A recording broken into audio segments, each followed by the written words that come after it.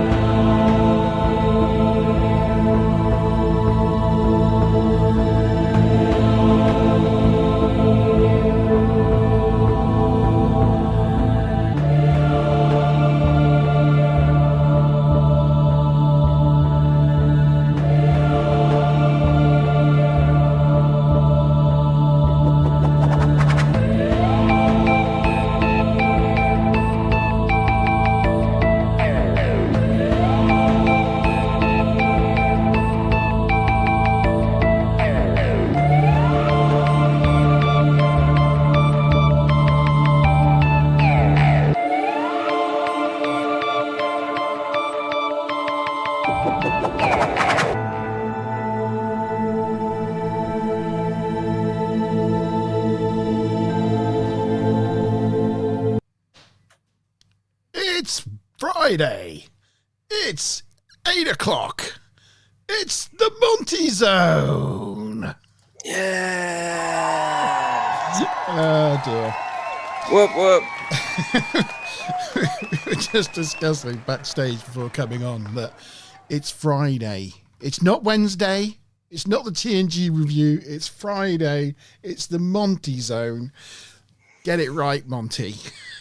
Yeah, and then we were saying that it's been quite a while, and or you said it's been quite a while, and then I said, yeah, it's been 3 months. I think our last one was February.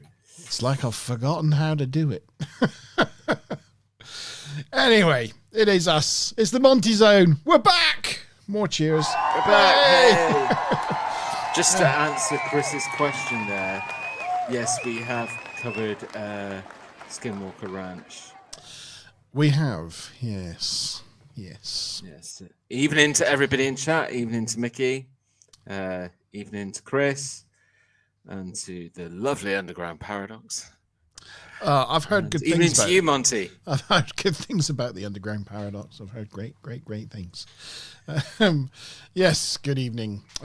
We've got a loose topic this evening. We've got some things to talk about, but obviously, as normal, if you guys in live chat world want to discuss anything, please let us know, and we'll quite happily go through it and investigate on the fly. Yeah, we can research on the fly, do all of that kind of stuff. So, yeah, this is your show just as much as it is ours, but please don't forget to like the stream, and if you could be so bold, please share either now or after the stream.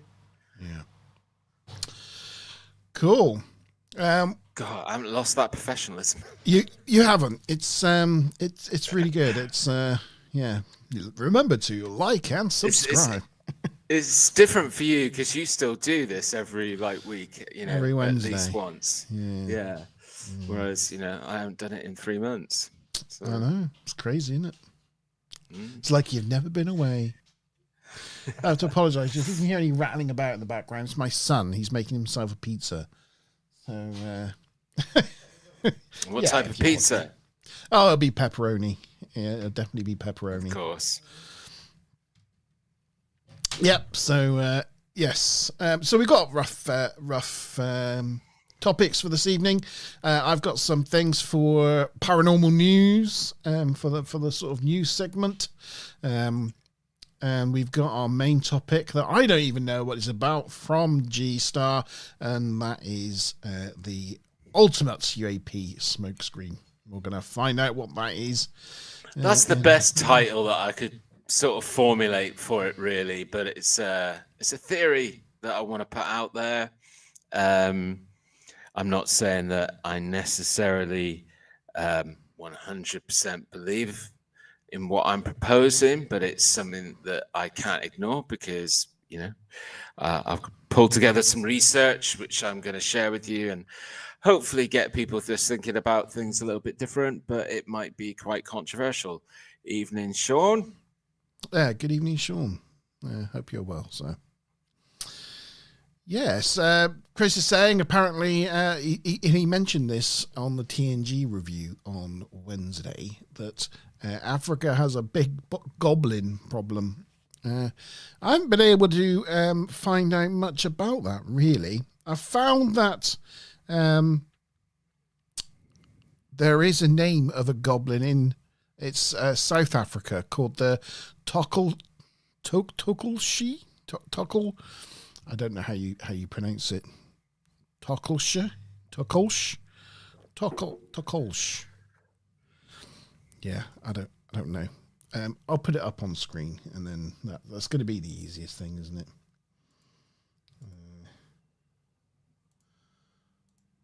And then you can pronounce it yourself. There you go. How do you want? Tuckaloosh. Oh, Tuckaloosh. Well, there you go. That would be my best guess. Tuckaloosh. It's linked to sexual predation. That's not good. Mischief and witchcraft. The Tuckaloosh. But I couldn't find anything really much beyond. But that's not to say we won't look into it for the future. I was saying to Monte off air, I did get a message from Mazabit Bob to let me know that you guys were discussing it on the TNG show on Wednesday. But it was just too short notice for us to look into anything ahead of tonight, but definitely something we can look to in the future. Yeah. And should we get straight into the news? Yeah. Sean in chat was just saying about whether I was going to break out into Tune of X-Files because he could see the keyboard in the background. Yeah, usually I don't think I have the screen this wide. But yeah, that's my part, because this is, both my video and my music studio. So.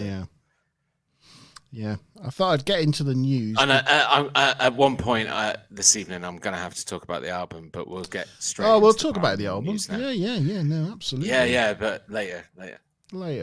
Let's have the paranormal news. Let's have news, and the first item. I'm only bringing it up now because Chris has done a spoiler alert, and he's already mentioned it in live chat, even though it's the first thing I was going to talk about, and that is Harvard, the university in the United States, has released a paper. They've released research on a study that posits that UFOs could live with us. They postulate 3 places mainly: on the moon, underground, or in disguise. So it's just an interesting, it's an interesting research paper for anyone that wants to read it. Who in Harvard released it? It doesn't say. Does it say? It doesn't say. It doesn't give the details. You can. It's unidentified persons leaked it from the technologically advanced propulsion. Yeah. That's Oh, no. ATAP, isn't it? Or something? Yeah. Advanced technology. But they reckon they could be living secretly on Earth. I don't know. If I click on new paper, has it got a? Oh no, you can download it if you want to. If you want to download it yourself. So what are the 5 things? So they think it could either be a remnant from an ancient civilization. So like humans that were before us or whatever, a living sentient being that came before us that still exists and is hiding. An intelligent species that evolved separately from humans and again hide from us. So they evolved along exactly the same parallel lines as us, but they don't want to interact with us. Crypto-terrestrials that travel from another time period. Just going back to that second one. Yeah. So like almost like Wakanda. That sort of thing. Yeah. Like that. So it's like somewhere there's a civilization that's hidden. We can't find them. We don't know that they're there, but they're living on this planet all the same. Wakanda. Okay, yeah, I just wanted to get that pictured in my head, right? Yeah. Okay. Yeah, Third one. Crypto-terrestrials that travel from another time period or planet. And the unidentified creatures that are of supernatural origin, like earthbound angels. I don't know what an earthbound angel is. Actually, I could show Shall we go through that last one again? show you the news article. There they are. The unidentified creatures are supernatural origin, likened to earthbound angels.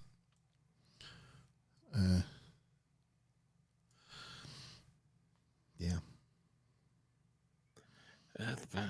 So like, yeah, right, got you. So they're supernatural.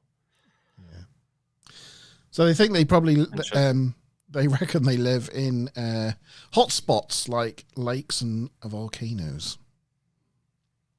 I mean, there's a lot for each one of those points, really. Like just taking the last one, there's a lot of, one theory that I guess you could, you buy into in artwork that goes back centuries. There's, depictions of what seem like UFOs in the background. So you could say in that breath that these sightings have been going on for like centuries, if not thousands of years. And so therefore that would sort of feed into the sort of supernatural origin. So yes, as Chris is saying there, they are literally meaning like fallen angels, like, like Archangel Gabriel, that type of thing, like Lucifer or, but I guess they could mean like vampires or anything like that, really, any supernatural sort of creatures. It's a strange phrase, crypto-terrestrials travel from another period or planet. Yes. Why they've decided not to say extraterrestrials travel. Well, they're not necessarily extraterrestrial because they could be humans from the future. Got you. So it would only cover the last one, the planet, if they were off planet. Yeah. But I think it's kind of interesting. Yeah, that even if they were from another planet, they were like a bit like Battlestar Galactica, like they're still like a part of us from another place. Yeah, got it. Oh, and yeah, that's a good analogy, Sean. A bit like Dogma. I do like that film. I haven't seen that in a long time. I should watch that again. Difficult to find if you haven't got it. If you haven't got it, it's really difficult to find. I think I've got it on DVD, actually. If not on DVD, I've got it on some file somewhere. There was some rights wars to do with it, so it never went to reprint and things. So it's very rare. You won't find it on any streaming platform, I don't think. Oh, maybe I'll watch my DVD then and then put it straight on Facebook Marketplace. No, just kidding. Oh, that's what it is. Thank you, Sean. What I thought was really interesting, what you just said there, is that, not one of them have they come back and said like a kind of other more sort of scientific or logical explanation. It's all either, it's all kind of pretty much paranormal there. The 5 that they've come back with, or is that 5? That's the 4. That's 4. Yeah, that's 4. Yeah. However, you read out that first one, a remnant form, an ancient civilization remains on Earth. That's probably the one that I most lean into. Yeah. At times, which will go some way to make sense when I talk about what I'm going to be talking about in a little bit later. I got to pour terms of myself some theory. wine. Just remembered I have some wine here. I'm going to pour myself a glass. Let us know in chat which one you most likely assign to. Yeah, if any.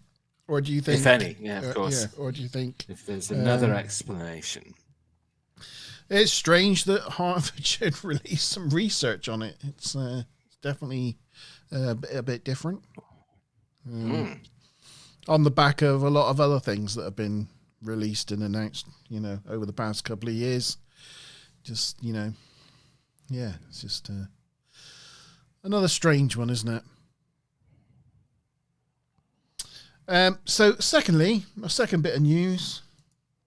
I just need to find my link. Was from CBS.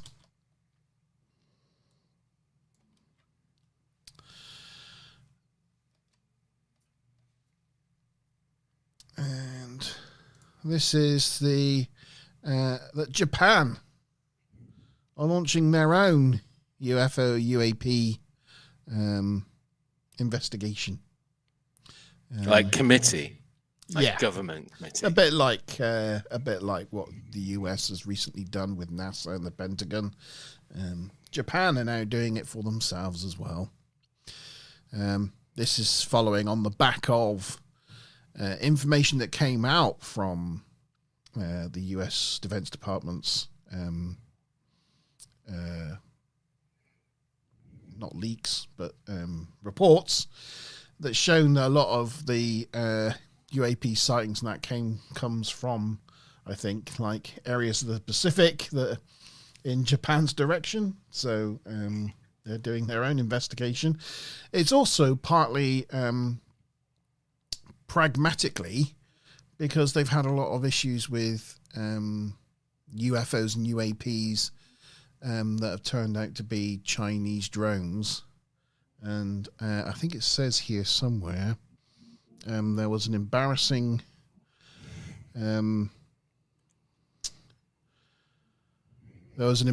incident recently where a Chinese drone literally flew into a Japanese helicopter hangar.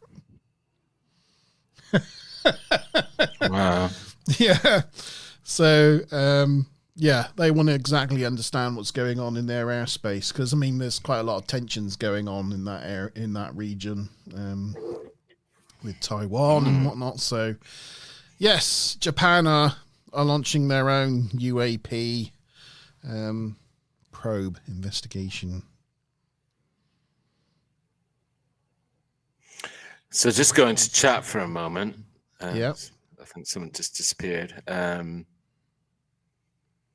Sean basically said, so I went to put my money on the Euro Millions and then I remembered I'd already did it. The jackpot was 150 million. If I win, I will treat you all to a trip to the Star Trek experience in Ticonderoga. Ticonderoga.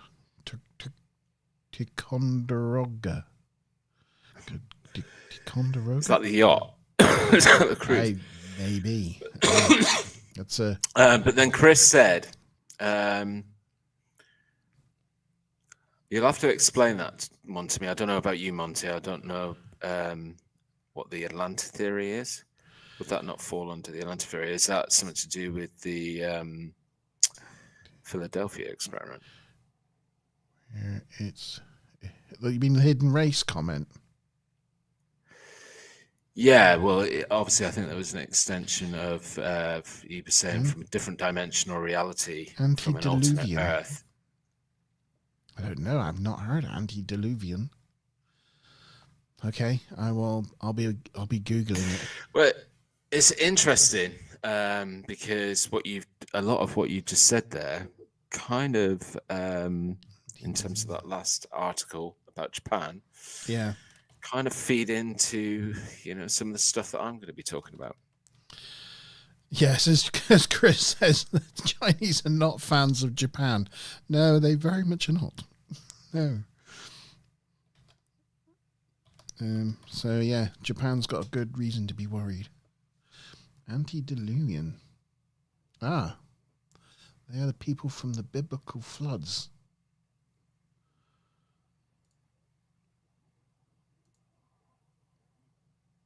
Of or belonging to a time before the biblical floods. So antediluvian was a culture that was around and was wiped out by the floods.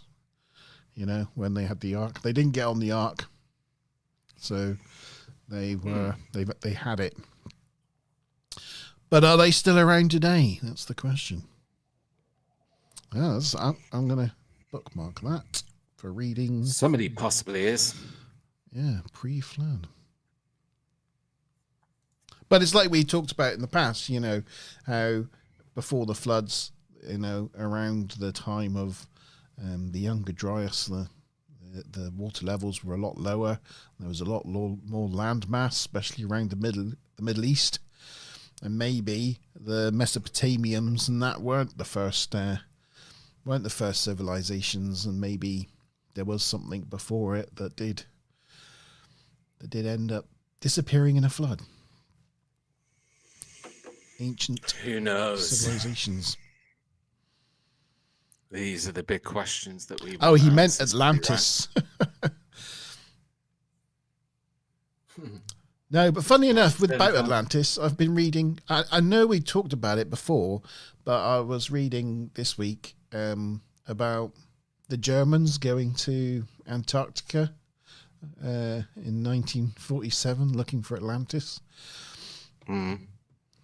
I know we touched on it before, but I was reading about that this week.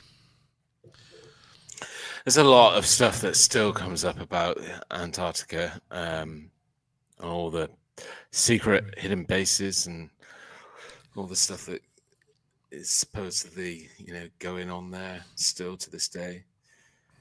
Oh, Mickey's back. Hi, hey, Mickey. Welcome back. Good evening, sir. Yeah. So, any more news? Any more news? We had the Japan's UFO investigation. We had Harvard. Well, not paranormal, but I'm always interested in it.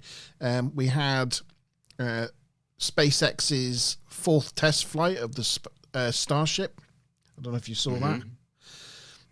I heard about it. I didn't see it. Oh, it was amazing. It was a successful test flight. We had the heavy booster take Starship up, and it landed gently back, did a soft landing back in the ocean. So the plan is, now that it's come down exactly where they planned it to come down in the ocean, or in the Gulf of Mexico, hopefully next time, or one of the next times, the heavy booster rocket, the big rocket, is going to come back to the landing pad and be caught by the Mechazilla arms.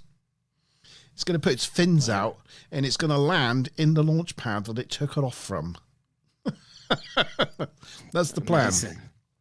And Starship went up, did its lap, came back down. It was brilliant having the cameras on board and seeing the plasma glow under the ship. Like not properly seen. Like, we know in theory that you get the plasma and the heating, but to see it for real, the plasma burnt through one of the guiding fins, but the fin still worked even though it was completely burnt through. And at the very end, the rocket's lit and that too did a soft landing in the ocean. So purely successful. So it's very cool. Yeah, So, sounds it. Like I'd heard that it'd been a success, but now hearing you describe it, I'm like, oh, I think I'll go back and watch that. I'm sure I'll be able to find it somewhere on YouTube. Oh, there's loads of them. Yeah, if you type in Starship Test 4K, it's really good. It's really worth a watch. It's quite nice when you see it.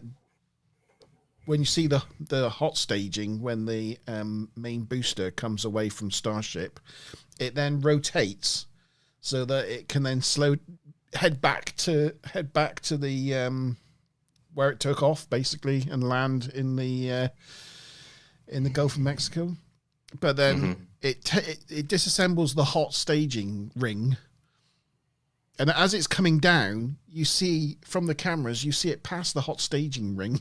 You see it in the distance, go whoosh past. But again, they also had a camera shot because they knew exactly where it was going to come down. They had a drone ship thing, or the camera actually seeing it come down through the clouds and sort of land in the sea. Amazing. We live in crazy times where we just see these rockets go up every week and then land. You know, they've done something like 320 landings now of rockets. Like a few years ago, it would have seemed like the stuff of Thunderbirds or something. But now they just do it every week. It's just amazing. I mean, I know we're on a paranormal show and all that, but I can't help but feel that we're on the precipice of something crazy. Yeah. As Chris says, it's the one strange thing about Musk is he doesn't believe in UAPs and UFOs at all. But then there's been loads of instances of NASA live feeds showing things and people clipping them, and then live feeds cutting out when something's supposedly been shown. And yeah, I mean, this is when you mentioned NASA earlier on. I don't really believe that NASA have become actually that transparent about things. They're still conducting some of their behaviors that they were before, like cutting out live feeds when certain things come up. So, but you know, just because he's this mad inventor, entrepreneur, tech guy, doesn't necessarily mean he knows everything in the world or has access to everything. But you know, who knows? Who knows if you just because he says on camera, don't know, do you? You don't know. No. But yeah, it's just exciting times, really. Looking at their plan over the next few years and what they plan to do with Starship when they actually start sending these things out, they're literally planning on sending them out like daily.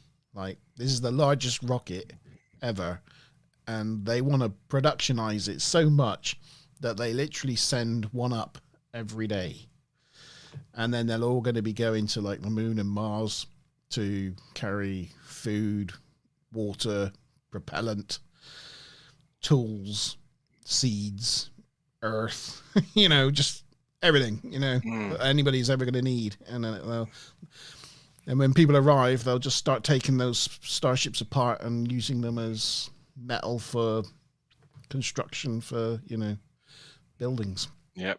It's all part of because they need don't they need a moon base before they can do Mars anyway?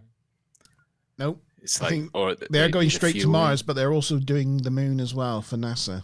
But I think theirs is just purely they're just aiming to go straight to Mars. Yeah. Only because it's easier. Mars, despite being further away, building a base on Mars is actually easier than building it on the moon, because Mars has more ice, it has more gravity, and it has a slight atmosphere, which just makes things easier.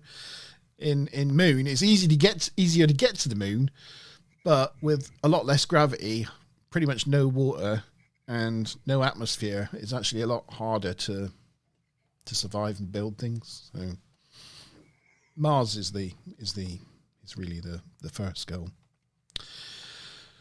So yeah, this fingers crossed it all stays on track. We actually might see it in our lifetimes, G, which I never thought would be possible. But it would be exciting. Yeah. I mean, it's connected, I guess, but I don't know if you've seen. There's an interview where Elon Musk is on the Joe Rogan show, and I don't know. I only came across this myself like a week or so ago, and I don't know how old it or current it is, but I guess it's the first time that he sat down with Joe Rogan since he's had a son or a child.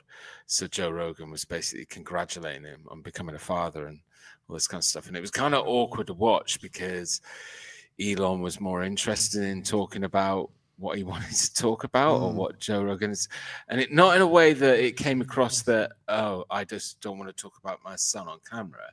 It came across more of like, this was more important to me than the discussion or the subject of my son. So, yeah, it was kind of a bit awkward to watch, but I don't know if you've seen that. No, I didn't. No. Cool. I'll check it out. Well, and of course, we should congratulate him. We should congratulate him because yesterday or today, the Tesla shareholders approved his pay bonus this year of $54 billion. So is that all? That's which is nice of them, isn't it? That's that's nice. Yeah. I wonder what they all drive. Yeah, it was. It made quite a hoo-ha, to say the least. Sean pointing out that the Vikings did the same sort of thing as we're planning to do to Mars when they came over. They turned their boats upside down and used them as houses. That's like what we'll be doing with Starship when we get to Mars eventually. My last bit of news this week was just from the Webb telescope. Since it's been 3 months since we were last off. In that time, it has it's found evidence of atmosphere around a super Earth giant rocky planet that contains a lot of carbon dioxide and hydrocarbons, which is, it looks like a volcanic slightly larger Earth that could be like sort of Earth was 1 billion years ago or something, but it could support like, organics from what it's seen in the atmosphere. Don't you think now we're getting to the sort of stage of irony? Because, we sit here and debate whether there could be some other intelligence out there in the universe that is monitoring or watching us. And yet here we are starting to watch planets that are probably in the early forms of their forming life. And if we can watch them now, imagine what we could be doing in with these planets in 200,000 years from now. So it's just feels a bit ironic to me. Yeah, we are those sort of big-brained aliens with these giant telescopes watching the galaxy. I mean, it is like, yeah. Yeah, I agree with you, Sean. Yeah, that is undeniable. He just said in chat, the infinity of the universe means there must be other intelligence. I don't know. There's 8 billion of us now on this planet, and I still don't think we quite got intelligence going right. Yeah, exactly. Depends on what your chart for charting intelligence is. Really. We've invented AI now, so maybe we have got intelligence on the planet now after all. It's just artificial. Yeah. Yeah. Anyway, so some good news. That was the news. News. Didn't. Yeah, well done. Unfortunately, all my sound effects are Star Trek related, so it doesn't help if I go, that is the news. It doesn't really work, does it? That would have been a good start to the news, but yeah. Okay, so I best jump into this theory then.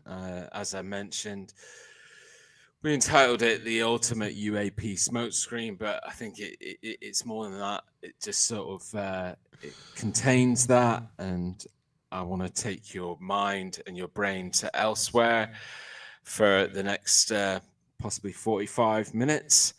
But yeah, this is something that I've been dying to talk about for quite some time, but where I've not been active on YouTube for the last 7 months. It's kind of been a game of patience waiting to talk about it. So I thought tonight would be a great idea. Before I do, I just want to put a couple of disclaimers out there. Anybody listening to this theory, it might presume that I think that the existence of any kind of alien intelligence, off-world intelligence, or ancient intelligence is not possible. That's not that's not at all what I believe. Everybody who watches this channel, watches this show, would easily be able to say what I believe. But you know, just because I believe in those things doesn't necessarily mean that I believe that everything is necessarily connected to that reason. So anyway, I just wanted to put that disclaimer out there as well, because yeah, some people might find the picture that I'm going to create as being a little bit controversial. Just quickly, this is for Sean. Shut up, Sean. Shut up, Sean. There you go. Yeah, shut up, Sean. Shut up, Sean. So first of all, what I want to talk about is, and it's not something that we've kind of talked about it on the Monte Zone before, certainly, definitely on G-Star Vaults, kind of connected a little bit to all the stuff again that we've talked about, like the FLIR, the Tic Tac, the gimbal, those pieces of footage. It still amazes me to this day that, you know, even like in the last week or so, I've been talking to people that don't even know about those pieces of footage, you know, that I just mentioned, like the Gimlin. They don't know what it's all about, or they haven't seen it. And it's interesting because I always think that it set the world of ufology alight, but it certainly didn't set the majority of the rest of the world alight. And again, I've argued about the fact that that information was given the official stamp right during the middle of one of the worst pandemics that we've had in modern era. You know, so it was kind of, I think, subdued by the fact that, because when you think about it, a lot of the footage from like the Tic Tac, like the Gimlin, was actually either filmed in like 2012, 2008, was then leaked in 2016, and wasn't given the official stamp by the US military until 2020, 2021. So, you know, it kind of, I guess it's interesting that there's still people in the world that don't really know about it. You start talking to people about, oh, the photographs that they've shown at the Pentagon and they've made public and they've made it official, and people are like, what are you talking about? I find that crazy. But I wanted to start off by talking about David Grush, who's kind of now very much connected to all of this news that's especially been coming from the US in the last couple of years. And I would hope that most of you would probably know who David Grush is. But for those of you that don't, I've got a little video. So basically, David Grush is a whistleblower. He served both in the US military and in the US intelligence community, in quite high-ranking positions, and then came out as a whistleblower to say that he wanted to go in front of Congress. Well, first of all, what he did is he tried to report certain things to his seniors at the time, in the various committees that he was working at the time. They didn't take what he had to say with seriousness, so then he appealed to go in front of Congress. Which he did, didn't he? Basically, yes, he went in front of Congress. So what I'm going to do to help introduce Grush a little bit, just in case there are people like the people that I've been talking to the last week or so who don't know about any of this and are oblivious, I thought it was best to use this piece of footage that I've got that is basically him introducing himself and his credentials to Congress. So it's about a minute long. But before you play that, Chris has said about the Black Knight satellite. He's surprised that that's not gone mainstream. That some official statements not been made about it. It's one of probably 5 things in ufology where most people could go, don't understand how the world isn't asking more questions about this, because there's so much evidence that stacks up that proves that whether it was even alien connected, doesn't matter. What the evidence shows is that something happened that has not been explained. So you've got the Black Knight satellite, which Chris has just mentioned, and you've got things like Rendlesham, you've got Roswell 1947, you've got the Washington sightings, you've got the Phoenix lights, too many things that were seen by masses of people that have never had real proper official explanation, but that's another story. Anyway, so I'll line the video up so you can start playing it whenever. Well, just before you play it, yeah, as I say, this is about just over a minute long. This is David Grush introducing himself to Congress and letting them know who he is. So listen carefully, because it is important to understand who he is and where he comes from. Mr. Chairman, ranking members and congressmen, thank you. I'm happy to be here. This is an important issue, and I'm grateful for your time. My name is David Charles Grush. I was an intelligence officer for 14 years, both in the U.S. Air Force, both active duty, Air National Guard, and Reserve, at the rank of major, and most recently from 2021 to 2023, at the National Geospatial Intelligence Agency, NGA, at the GS-15 civilian level. I just want to point out at this point that sat behind him to his right and to his left, so to our left, looking at the screen, that's George Knapp. George Knapp is the journalist that basically brought Bob Lazar out into the public and encouraged him to tell the world about his experiences of working at Area 51. And then the other side of him, you've got Jerry McCorbell, who is the journalist that has been the one behind the responsibility of getting, or supposedly getting, the Tic Tac Gimlin footage, or pressurizing the US military to give the official stamp to them and discuss them openly.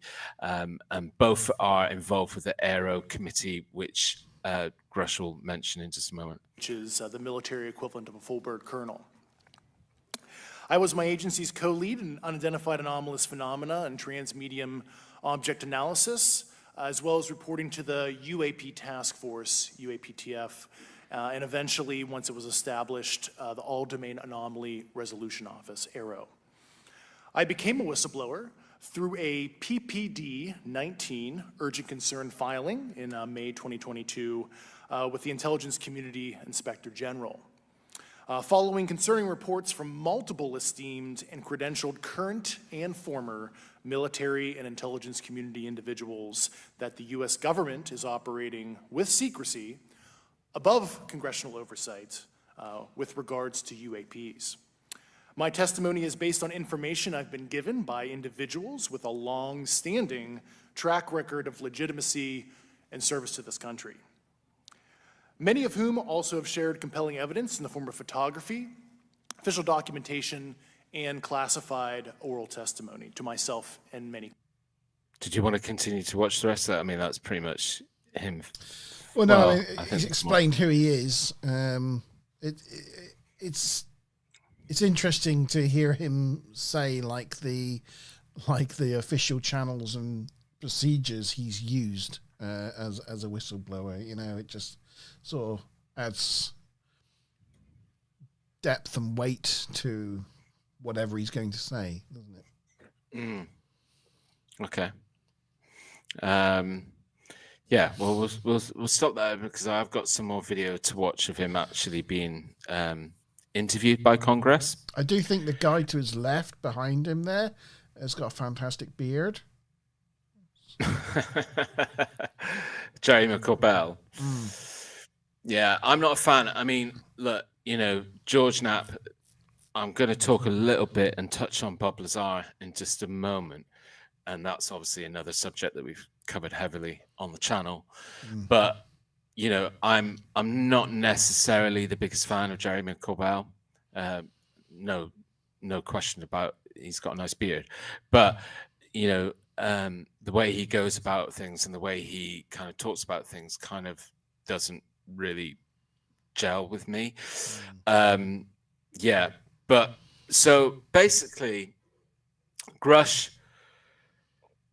goes on to be interviewed by Congress and talk about, supposedly all the things that he's been made aware of and that he's knowledgeable about that's been taking place both in the US military and the US government that proves that we have retrieved alien spacecraft and what he calls alien biologics.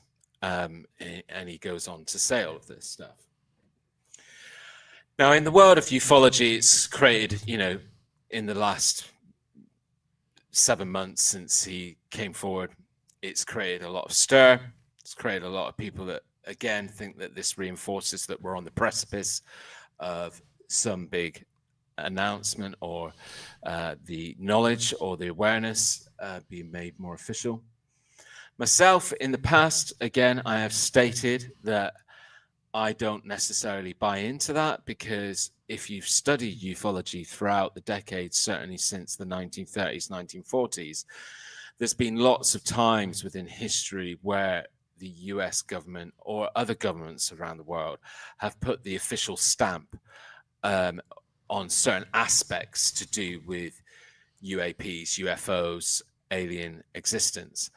And therefore, but every single time it's kind of, almost kind of done a full circle and reversed upon it in on itself.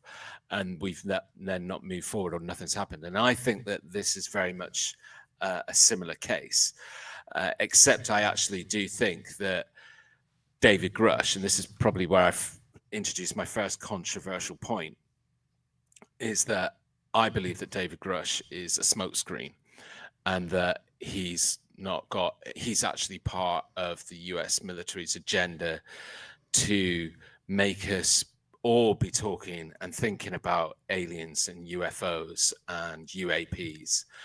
But it's actually, I think there's something else that's trying to be hidden that certain parties don't want our attention on and don't want us talking and don't want us thinking about. And therefore,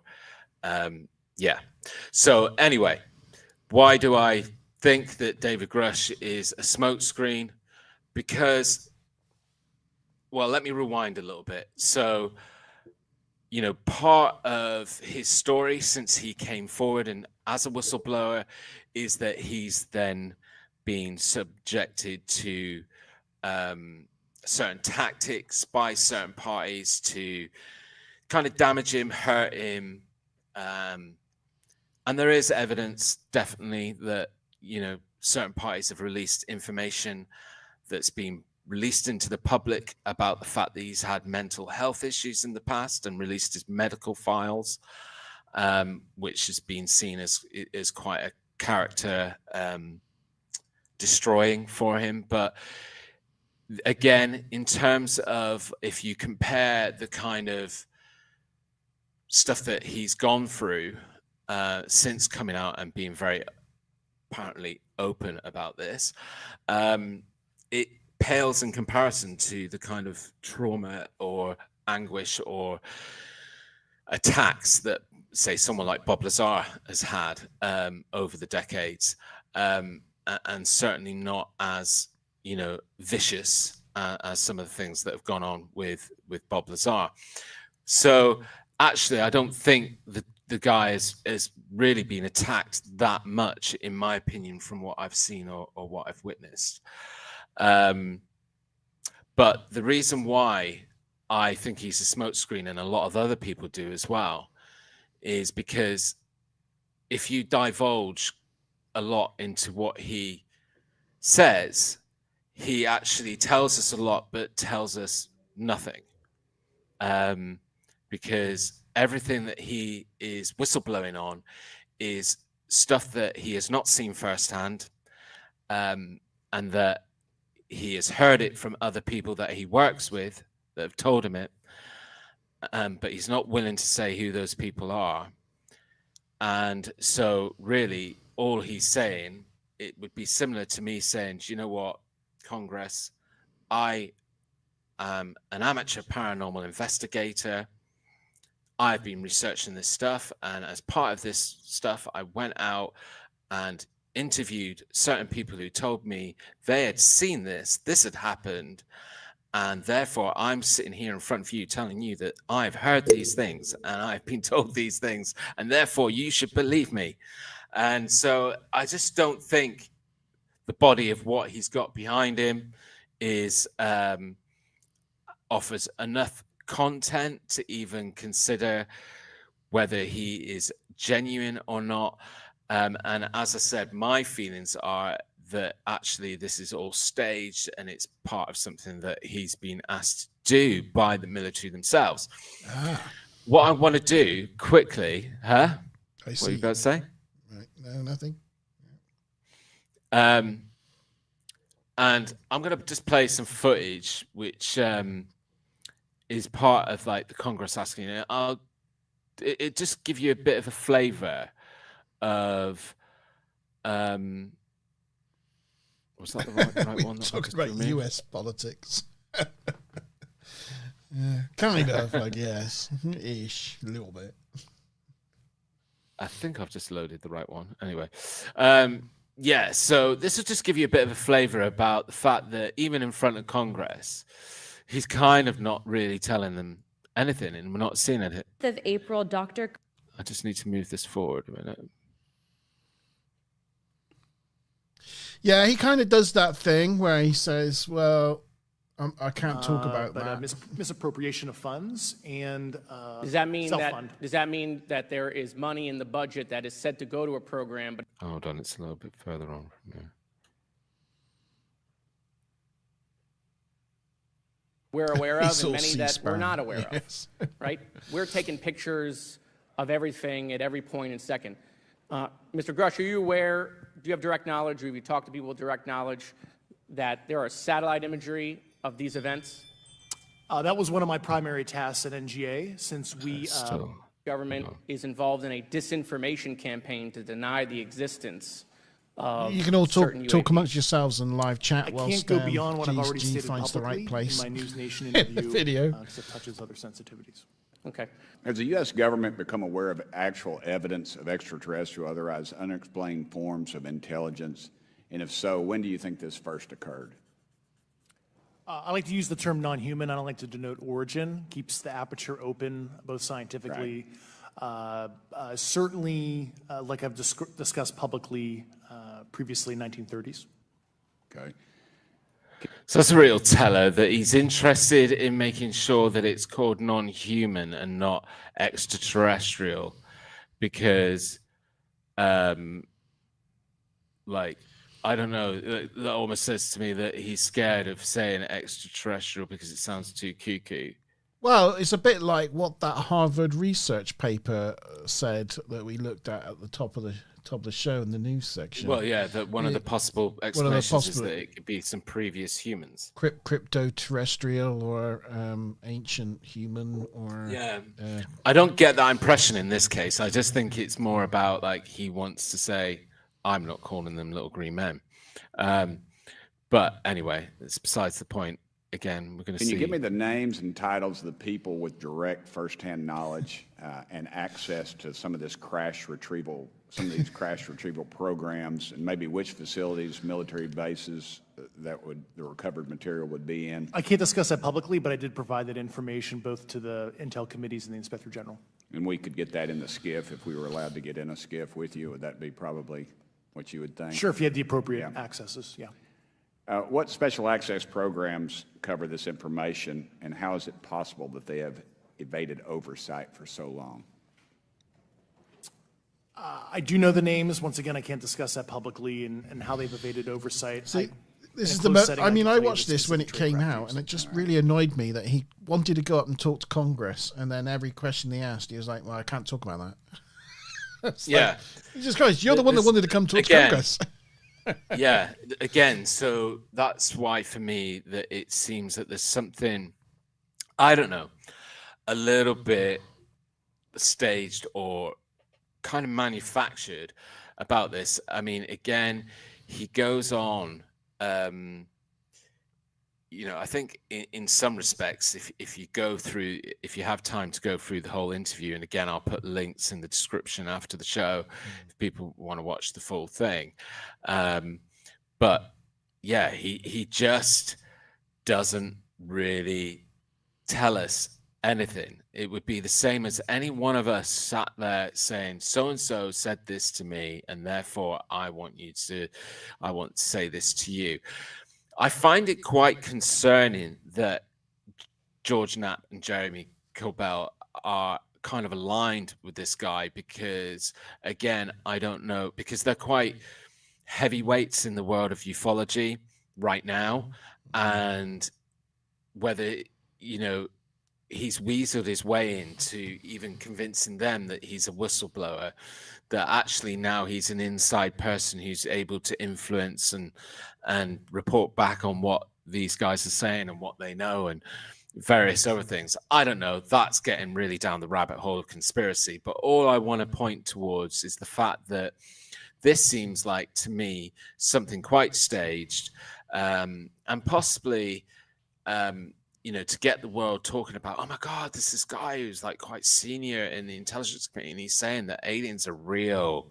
Like, now we're talking about aliens, and instead of talking about what maybe is the thing that's going on right now and why there's this transparency going on and why we're seeing evidence that the US military is saying, we've caught these things on camera, our pilots have seen them, our ground staff have seen them, but we don't know what they are.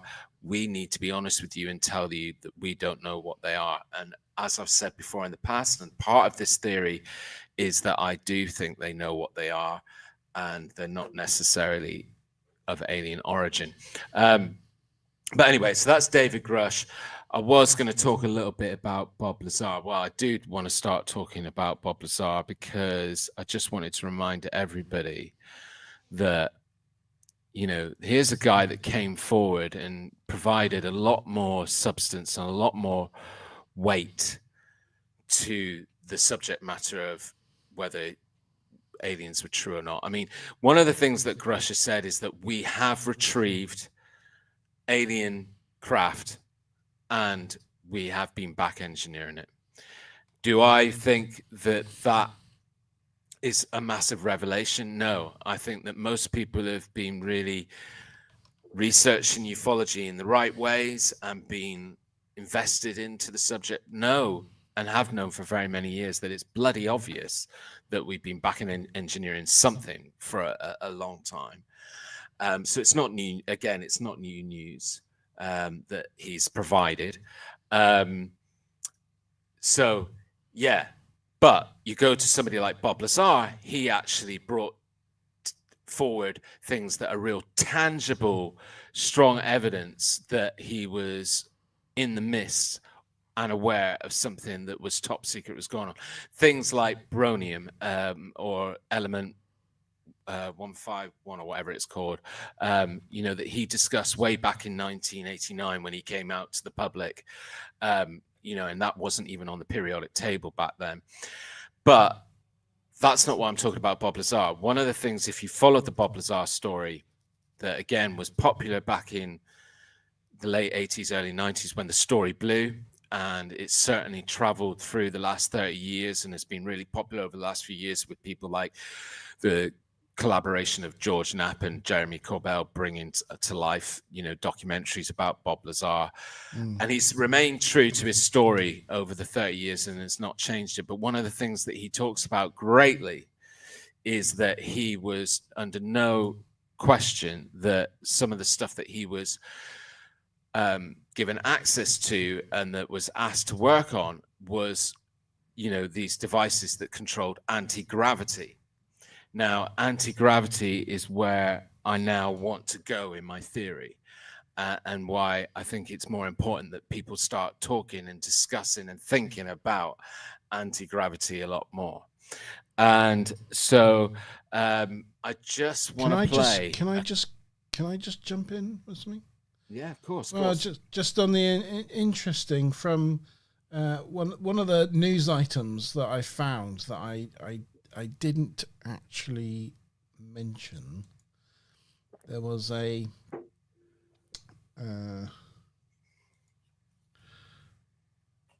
shared that the wrong way. I don't know why I done that. Anyway, doesn't matter. US once considered a program to reverse engineer alien spacecrafts, a Pentagon report reveals. The Pentagon has disclosed that the government once considered a program to recover and reverse engineer any captured alien spacecrafts in an effort to, but the effort never came to fruition, but fueled conspiracies of a cover-up. This comes from the Department of Defense. This news item only came out the 3rd of June, just last week. Department of Defense on last Friday said, following the Congress review since 1945, they found no evidence of extraterrestrial activity. Nothing to see here. But that came from somebody in the AARO, the All Domain Anomaly Resolution Committee. Basically, he's actually one of the people that Grush approached and said, I am aware and I know about all this stuff that's going on, that's non-registered, that, he went on as far as to say that it steals money from other government projects and they put it into this project. But he said all of this to this guy in the All Domain Anomaly Resolution Office.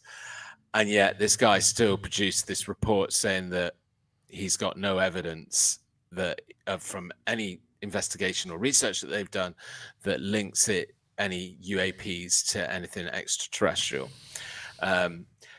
But yet, stuff like if the government was right now to reveal that they've had projects or programs that have been all about investigating UFO sightings or trying to retrieve downed UFOs, like to a lot of people who've been in this circle of ufology and research for, it'd be old news. It's kind of like we've already kind of accepted, like you can try and hide something as best as you can, but you can't, like it would kind of be like, and right now I think the reason why they're doing a lot of it and they're releasing a lot of this information and getting us going, oh my God, they're actually, it's because now the project has moved on to another phase and it's not about any kind of other race or UFOs. It's about us and it's about what we're doing. Yeah. And that's what I'm going to try and paint a picture of. But cool. Oh.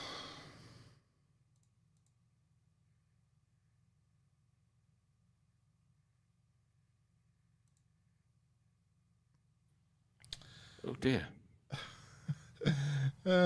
Instead of stop presenting, I pressed leave studio. That's never a good thing to do, is it?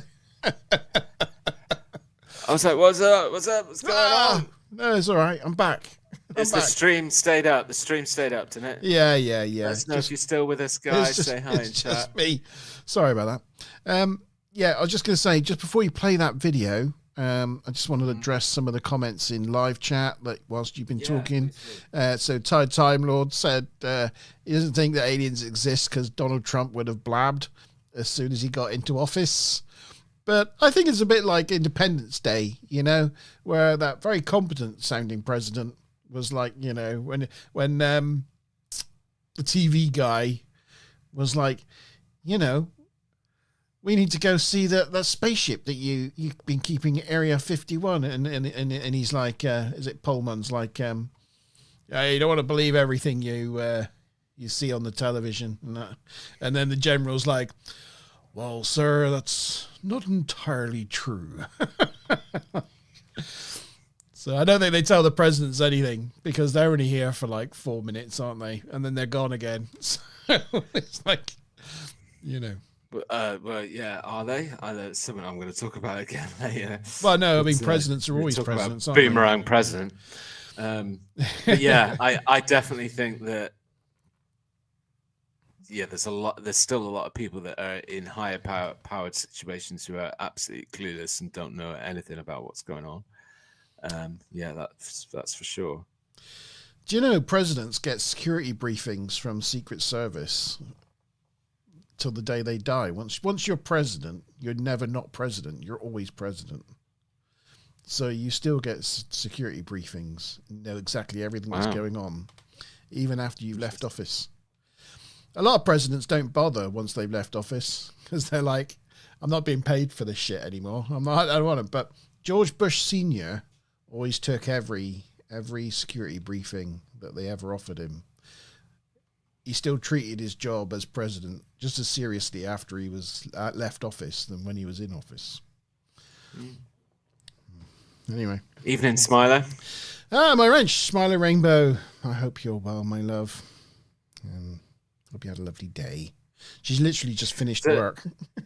Chris has said, do you believe that what's said about the ancient Egypt, that they had anti-grav using sound and that's how they built the pyramids, and the guy in the US discovered it and built that coral place? Do you know what? I don't know about that story. Again, something you presented that'd be interesting, but I know about it. Let me get to the end of my theory, and then there's definitely a lot of things that we could talk about that can answer potentially a lot of questions if you want to go down that rabbit hole. I don't personally believe it, no.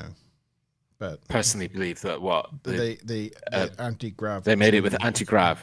Yeah, no, I don't believe that. Can you imagine how useful that would be, though, if we could just have anti-gravity? That'd be great, wouldn't it? Just at a frequency, you know. Yeah, well, wonderful. What would be useful is if we actually knew how the pyramids were built, but we still don't. We can guess, we don't know. Yeah. Yeah. So sorry, I was going to show a video, wasn't I?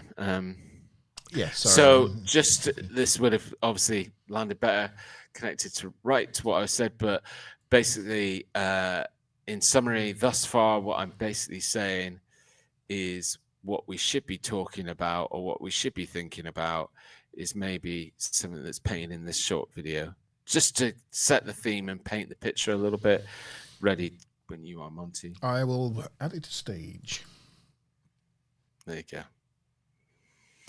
But in summary, I just thought that was a good way of setting the tone and saying that maybe what we should all be thinking about or talking about is the potential for this secret space race, which is all about scientists being able to break or produce anti-gravity. And I mentioned Bob Lazar, obviously, because Bob Lazar came out in 1989. So in the late 80s, which was almost 40 years ago now. And he said that he worked at Groom Lake, and he was working on, or being asked as part of a team, to back engineer technology that was potentially from some craft that was non-human and had the ability to manipulate anti-gravity. Now, if we for a moment just ride the wave of thinking that that was true, that was 40 years ago. So if scientists around the globe or in just certain locations have been working on back engineering this technology and stuff, like think about what we've achieved publicly in the last 40 years since 1989 when Bob Lazar came out. where technology has moved in the public sector that we're even aware of. About the fact that in 1989, if you had a mobile phone, it would have been the size of a brick. You know, we didn't really have the internet as we know it now. We didn't have AI. We didn't have, you know, there's so many things that we have just being able to develop and invent in the last 40 years. Imagine in the background, somebody's working on anti-gravity or this trying to back engineer it. Imagine what they've achieved. And imagine if somebody gets to the point where they have or could control anti-gravity. Now, you're a man of science, Mark. So you tell me, like, what you know. If we were able to control anti-gravity, what are some of the things that we would be able to do? Well, you'd be able to take any mass you wanted up into space in any way you wanted. You'd be able to travel anywhere you wanted. You'd be able to do a lot of things. But it's like, Chris mentioned it. Gravity is a strange thing. We have our theory, we have like Einstein's theory of relativity, and we have theories of how gravity works. But in reality, we don't really know what gravity is fully yet. We know it exists. Yes. Because we're stuck to this ball, or a flat plane if you're a flat earther. But we don't know fundamentally exactly what it is. But like Chris says in live chat there, electromagnetism is a lot stronger force than gravity. Gravity is amazingly weak. In fact, it's one of the strange things of physics is how weak gravity is. I mean, you think how big the Earth is and how much mass there is in it, yet a slight breeze can lift something off the surface. You know, with very weak muscles in my arms, I can completely break Earth's pull and lift my arm above my head. You know, gravity is immensely weak. So yeah. Anyway. Well, yeah. Just to continue from all those great points that you just said, because you were bang on the money. However, you know, they are going into a little bit more detail, and these obviously petrol. all come. You could have flying cars, and you could. Yes. So you could build live. We could floating live cities. in the Back to the Future, and have hoverboards. Yes. So it's important to note that these are all things that have come from scientists. However, it's all still hypothetical. So you could control the space-time continuum, you could warp reality, you could manipulate space and time, you could build floating cities, like Monte just said, you could have floating flying cars, you could travel to other planets, you could create wormholes, which again is the way in which it would support traveling from one place in the universe to another part of the universe in a mere moment. It would change the playing field of everything. You could that time travel, we kind of because understand you could bend or space kind of time. accept about the universe. Yeah. So, you know, it got me thinking, and a few months back, I was kind of like, oh, really interested in this, because, you know, I've definitely gone down that rabbit hole of Bob Lazar and listening to him talk about this device and why he was so confident that it was anti-gravity. And so I thought, well, where are we? Started researching it, like, where are we in the scheme of things about, being able to create anti-gravity or being able to, control it. And on that note, have you ever heard of anybody, a lady by the name of Dr. Ning Lee? No. Nope. So I just need to share my screen a moment. Bear with me. Time Lord, whilst you're sorting your screen, mate. Time Lord's a big believer in that we're all living in a simulation. You know, like the Matrix episode we did that UFOs and the things we see like that are It's a bit like that Ryan Gosling film. Not Ryan Gosling. What's he called? Ryan Reynolds film. You know. Oh, Adam. Where we're just avatars of like we're Sims of our playing overlords. The name of the guy. Is that what it's called? Guy? No. Something guy. Free guy. Free guy. Thank you, Smiler. Yes, free guy. That was it. The Matrix, but without humans. Yeah. We are the NPCs. Some days I feel like an NPC. It's not far away from the fact that you could, with the theory that I'm about to present, you could get there in some way if you start to go down the full rabbit hole of the fact that it would support a matrix. But hey ho. So yeah, have you heard of Dr. Ling Lee? No. My screen is ready to share. If you wouldn't mind taking it to full screen, that'd be awesome. Do excuse me, guys, because I'm going to read out a little bit from this. I'm just going to make that big so you guys can see it. Cool. I know. So after you can't see my beautiful beard, but it's okay. I'll be back in a sec. After migrating to America from China in 1983, Lee began working at the University of Alabama, Huntsville, the UAH Center for Space Plasma and Aeronomic Research. She became famous and somewhat controversial for a series of papers she co-authored from 1991 to 1993. And again, this is around the same sort of time frame that we were talking about, that stuff was going on supposedly at Groom Lake that Bob Lazar was aware of. But in her work, Lee described a practical method of producing an anti-gravity field, which had never been done before. It's always been held that because gravity is a basic force of nature, constructing an anti-gravity machine is theoretically impossible.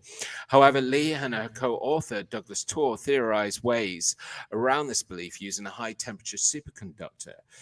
In a HTSD, the tiny gravitational effect of each individual atom is multiplied by the billions of atoms in the disk, using about 1 kilowatt of electricity. Lee claimed her device could produce a force field that would effectively neutralize gravity about a 1 foot in diameter region extending from the surface of the planet to outer space.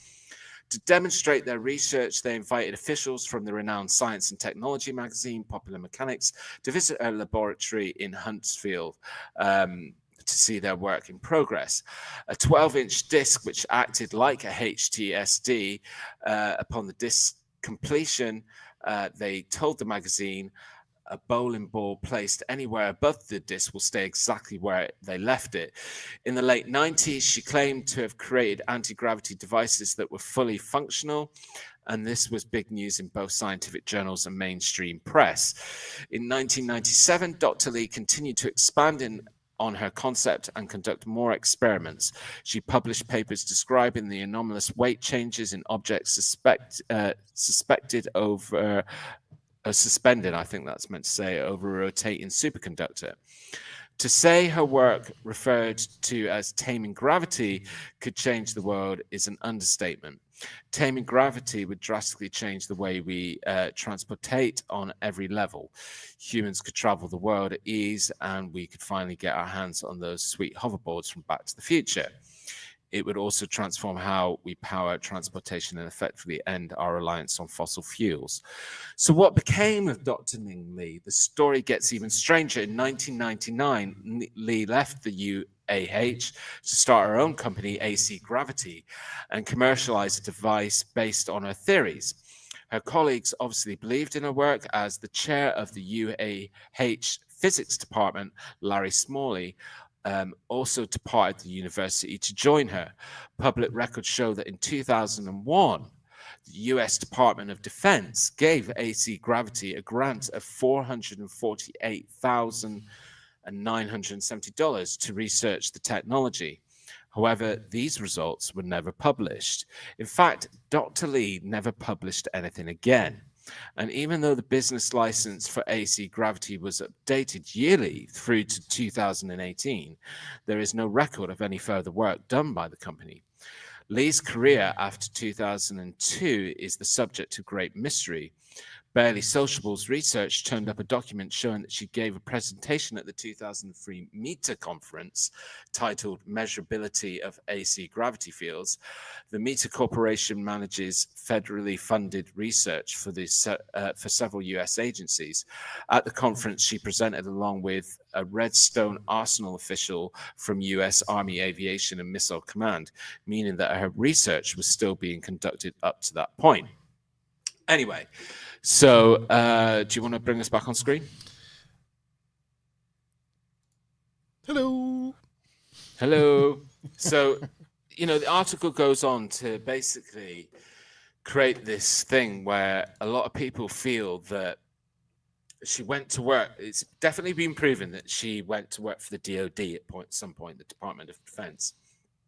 But then around about 2003, she completely disappears, right? So the trail for Lee ends after her last documented correspondence in May 2003, when she sent a private email to a colleague claiming to have conducted an experiment in which she observed 11 kilowatts of output effect. The significance of that amount is still a mystery as well. But that was the last ever email that she ever sent that anybody can trace down. She then kind of almost disappeared off the planet until Is that pun intended? No pun intended, no, but yeah, until there was these people recently around sort of 2020, 2021 that started to try and research and find out where she was gone. And there's like some conspiracy that she then left the US to go and work for the Chinese, which is obviously her home country and her country of birth, and that she was always a loyal Chinese nationalist. And so this could create the conspiracy, or a lot of people are starting to think that maybe, just maybe, what if, and because, we're going back to an email sent in 2003 to a colleague where she says that she's been able to actually conduct an experiment where she's observed an 11 kilowatt output effect, which means that she got some way into substantially quite a large anti-gravity field. There's been people that have theorized that, as I said, she went and worked for the Chinese and continued her work. There's other people that feel that she continued to work for the DOD, and that's why she stopped releasing papers or sharing any of her work publicly, because she wasn't allowed to. There's several different people, and I do have to go on and just, share with everybody that one researcher says that he managed to track down her son, and her son, who lives in somewhere, I think it was Newark or somewhere around there, or Florida maybe. And he basically has said that, it's all a load of rubbish. His mum had an accident. She got hit by a car. She developed Alzheimer's as a result of the accident, and suffered with Alzheimer's early, or brought on the early onset of Alzheimer's, and that they have been able to find an obituary from somewhere in 2 seconds. Let me find. Oh, you kind of ruined my conspiracy theory by giving us the answer. Well, no, but this is the thing, though, right? Because even though they found this obituary, it's in Huntsville again. So apparently she never left Huntsville, and that's where she died. But even this obituary has come under quite a bit of scrutiny based on what he said. And even her son, being that he's an open Chinese nationalist and part of the Chinese Christian church or something like that, makes you question whether he would be completely honest about what has been going on, because he's kind of Chinese Christian church. Yeah, I don't know. That's what it said in the article. Chinese don't have religion, do they? There's a lot of things. So even though there's one party of people that said, right, well, we found that she's been in an obituary, she died, there's still like all these questions about why did she stop publishing work. Sounds very suspicious about, because he went, as I said, went on to say that she had this accident, and the accident took place outside the university, but there is no record of this. Like, people have gone to try and find this record of this accident that she had where she was hit by a car, and like nobody can find anything. So there's a lot of questions up in the air about Dr. Ning Lee.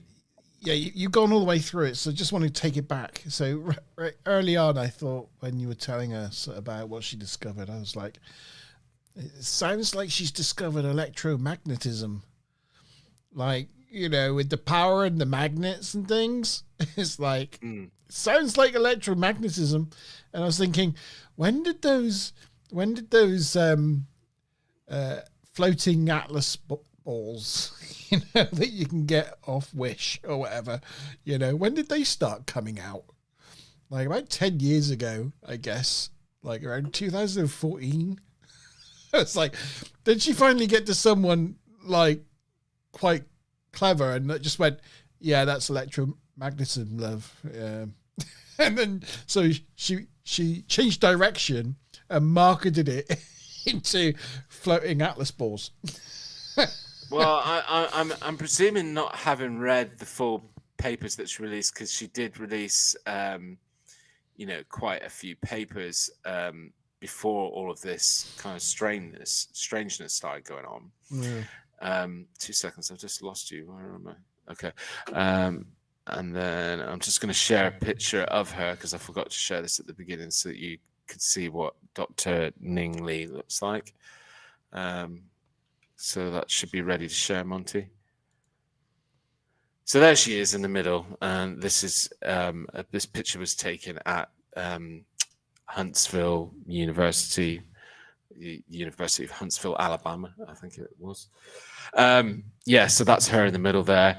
But yeah, she released several papers before all of this strange started happening. I presume that these papers, was a weighty scientist in the world of anti-gravity studies. So I don't think what she stumbled upon was probably accidentally electromagnetism, because I think people would probably pick that up from her papers. Yeah. But all right, I might have been, you know, a bit of tongue in cheek. Yeah.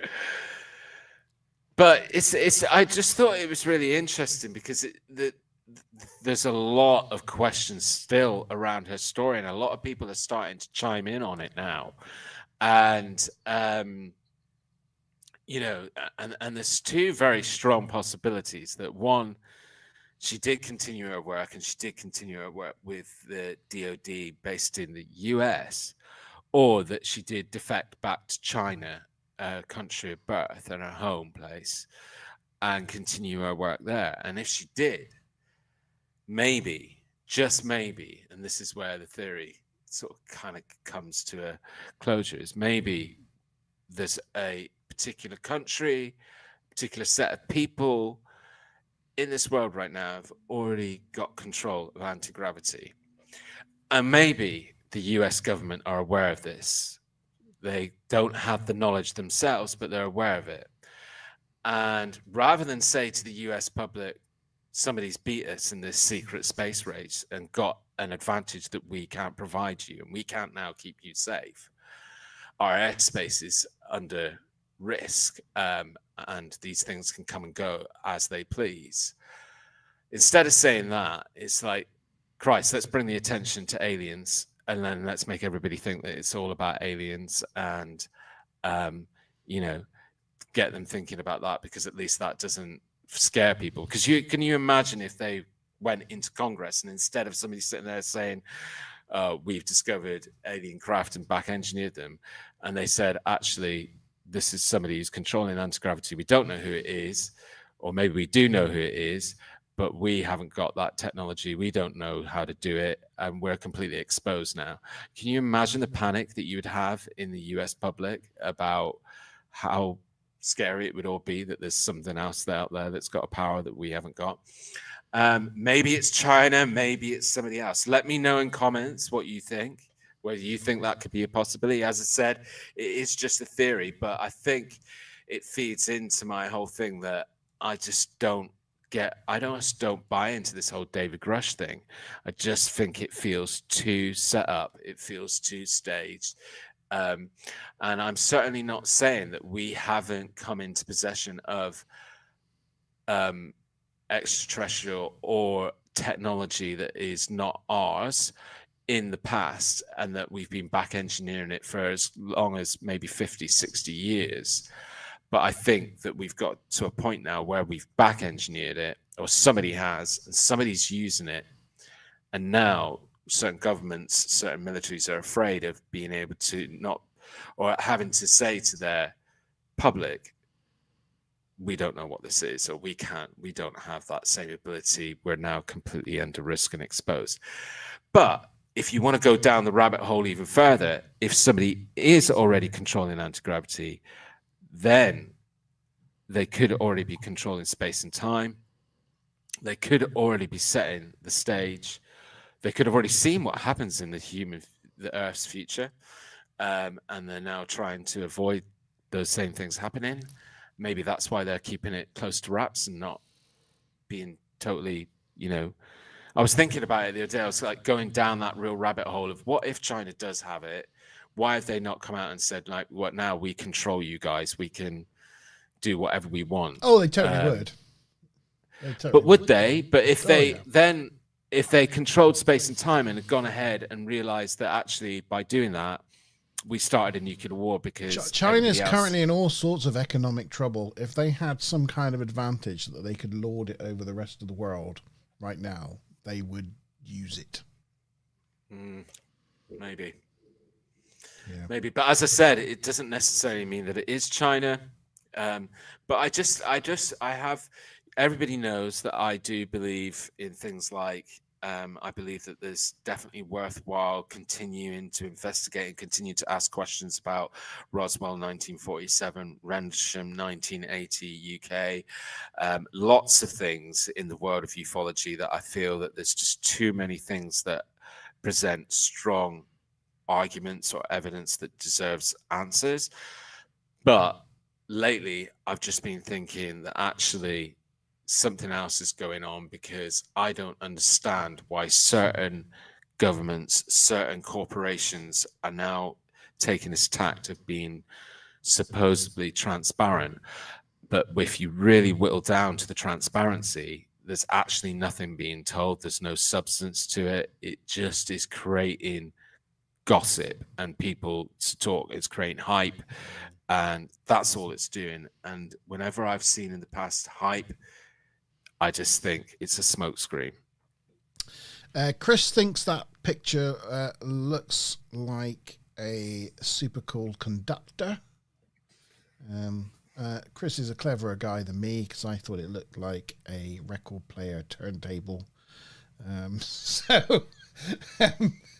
going to put some vinyl on it. But yeah, that's a possibility. That's definitely a possibility. Chris also says that China does have a religion, Taoism. I know they have Taoism. I know that that's big in Taiwan. But I thought the Communist Party of China, the People's Republic of China, I thought they didn't have any state religions. That religion was, I know they have like Muslims in the West. I know there's Buddhists, and I know there's some Christians. But I thought religion generally in the People's Republic was frowned upon.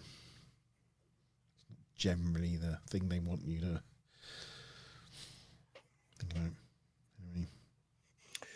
Yeah, but anyway, so that's my, the ultimate UAP smokescreen. That I just think that there's a lot of stuff that's going on in the last sort of 2 to 3 to 4 years that I just don't buy into greatly. Not like I definitely buy into other stuff that's happened. And I'm not saying that I don't believe that there was some involvement with some other race or something in the past, but I just don't think that that's what's going on now. But in chat, Time Lord said,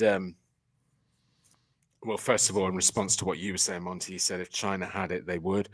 And then he says, look, Monte knows I'm a major stoner. What are you smoking, G? And can I get some? Look, you know, it is, I can see that's why a smoke screen right there. Yeah.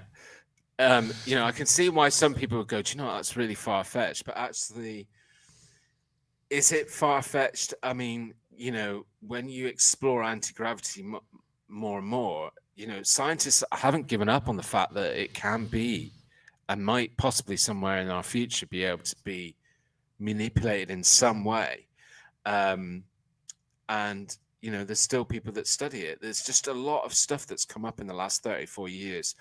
And I think if you're to believe a lot of the hypotheses, you know, if somebody had, imagine for a second, just if you kind of step out of the skeptic suit for a moment and just believe that somebody, no, not you, but just people in general.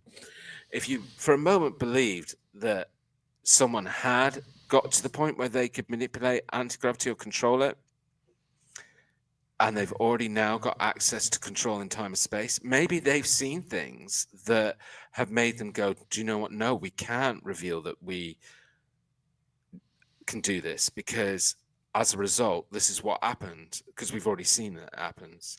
And therefore, we need to try and avoid that happening. So there's loads of paradox that straight away jumps in that you then start thinking, well, you know, but that's the whole mind twister about being able to control space-time continuum, and why I said earlier that our whole reality would be changed if we were able to control it or, you know, do it. But again, like a lot of other things, if you ask people 100 years ago whether we could create artificial intelligence, I can guarantee the unanimous answer would have been probably 99.9% no.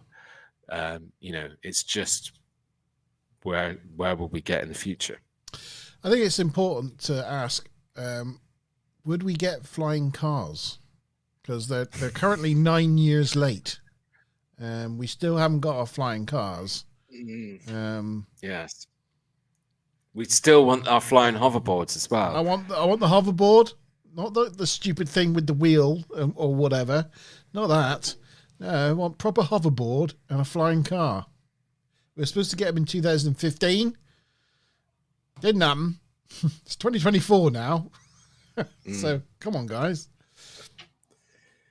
Yeah. But the last thing I'm going to say on the subject is that even if you don't want to go down the anti-gravity rabbit hole, you know, for me, and there's a lot of stuff that's going to have to happen for me to change my opinion on this, but I don't buy into David Grush, and I don't think that he's genuine in his motivation for doing what he's doing, and I think he's been plotted and planned to do it. I was excited when it happened, and I think maybe got a bit carried away with the excitement. But when you look back at the testimony and that, bearing in mind that he was doing it because he wanted to, he didn't actually really say anything. And yeah. So I think there are definite question marks. Have we done a Monte Zone on AI? I think we have. Yes, we have. Yeah, we did. Yeah. It's pretty much very few things out there now that we haven't done. No, so we've been doing this for about 3 years. 3 years. Yeah, we've covered up. But yeah, we're always willing to come back to topics, though. Yeah, we need to come back to, you know, as long as there's something new to talk about, then definitely. And I think AI is one that, you know, we actually didn't do it that long ago. It was probably 2020, early 2023, I think we did AI. So I don't think a huge amount has changed. Some things have. But yeah, I think more the entertainment application of AI is probably where I've seen more growth and more change happening. Have you seen this? Just talking about AI, and have you seen this? I saw this on TikTok, but I've just found it on YouTube. If I get like whatever, but it's all over the place. So you might have seen it, but it's this is AI related. But I really liked it. I thought it was a bit of a banger. But this goes to show you AI, right? Bear with me a moment. I will just go to that screen for a moment and then share Chrome tab. Asking AI to make a hit country song called Glue Balloons.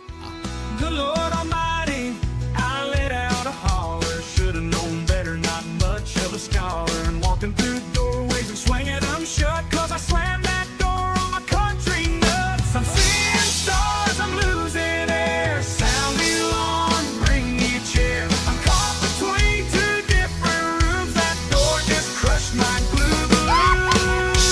Oh, sweet Mary, I can't breathe. That door just smashed my chili bean. I'm stuck between, can't go nowhere. I'm blacking out, I'm getting scared. Oh, it's just genius. Oh, what the crazy happened here? I just asked him to grab a beer. Now he's unconscious on the floor. There's his pickle in. Anyway. Yeah, it's really good. I mean, I am obviously utterly aware of that's what I said in terms of entertainment growth and how it's kind of got even better in the last 12 to 24 months. But I was only having a conversation the other week with Mazza about the fact that I felt when I've been doing kind of posts and stuff for my album to sort of promote my album a little bit, I almost felt like in one of the posts to sort of put a comment saying that no AI had been used in the creation of this album. And I almost felt compelled that I wanted to say that because, you know, I'm absolutely aware of how a lot of people are using that now and the capabilities of it. And the last thing I would want is somebody thinking that I haven't slaved, you know, months and months and months trying to make these tracks and stuff. But I then said to her, look, I'm not going to do it because I think even presenting that as a comment then brings about the possibility of question of somebody going, why does he feel the necessity to do that? But I think it's you crazy. do. I think we do have to have like a blue kite mark type label now. Yeah, I think on stuff that's not AI generated, because you just can't tell anymore. It's getting to that point. We're getting to the crossover point where you just there's a lot of people on TikTok like who are using software where they can stand there and claim that they look exactly like the celebrity, and then they'll talk and they sound exactly like the celebrity. There's one out there with what's the guy from Transporter, bald-headed guys in the Meg as well. Jason Statham. There's this guy. There's like the Unreal Keanu Reeves, and there's a Jason Statham, and these guys, you know, you almost think, Christ, they're too good of a lookalike. That's because they're not that good of a lookalike. They're using software along with the fact that they've dressed up with them a little bit and maybe do look a little bit like, but they're using software, and they're also using audio software to sound like them as well. And like then they're doing these things, and you can't separate the fact that it almost looks like Jason Statham doing this thing. And I think it's risky, and I think it's I think there needs to be some controls and laws around it, because you're basically using somebody's identity, somebody's image, personality without their permission. So I am a big advocate that this all needs a lot finer control. But going back to what I was originally saying, and it's probably a good idea just to now plug the album a little bit. I'm Googling, Chris. I'm Googling. Chris has just given me an instruction to Google. So I'm just, whilst you're plugging your... So, yeah, for those of you that, well, hopefully most of you know, but for various reasons, I've not been able to YouTube like I was before, both here on the Vault and my other channel, The Underground Paradox. I am hoping to get back to it in the future, but things are still unsettled at the moment, not giving me as much of the spare time that I would want to be doing to be able to create content.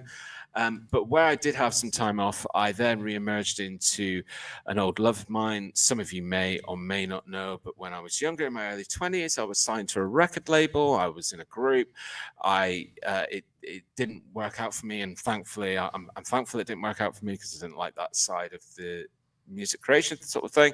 But anyway, over the past few decades, I've been continuing just to do stuff for fun and release some albums and EPs, which I've done, and they're all available on all your big platforms like iTunes, Amazon, etc. And I've been working the last 7 months on another album, which I didn't plan to do.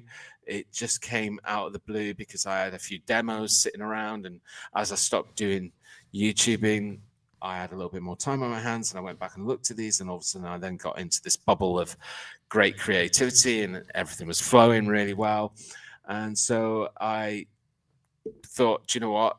I've got enough content here to probably think about making another album. It's due out on the 28th of June. It's available to pre-order now on Amazon and iTunes and Spotify and all those places, but it comes out and is released on the 28th of June. It is entitled The Magic Monkey, and my artist name is The Space King for obvious reasons. And yeah, so I'll put links after the show, probably tomorrow at some point. I'll put links in where you guys can check some out. I have been fighting for ages to get, so it sounds complicated, but a couple of years ago I set up, or no, it's more than a couple of years ago, it's probably about 10 years ago, I set up a YouTube channel called The Space King. And then when I release all my music digitally, which goes on to, like, as I said, iTunes, Amazon, Spotify, Deezer, all of those guys, it basically also goes onto YouTube as an official, onto what YouTube has created as the official artist site for The Space King.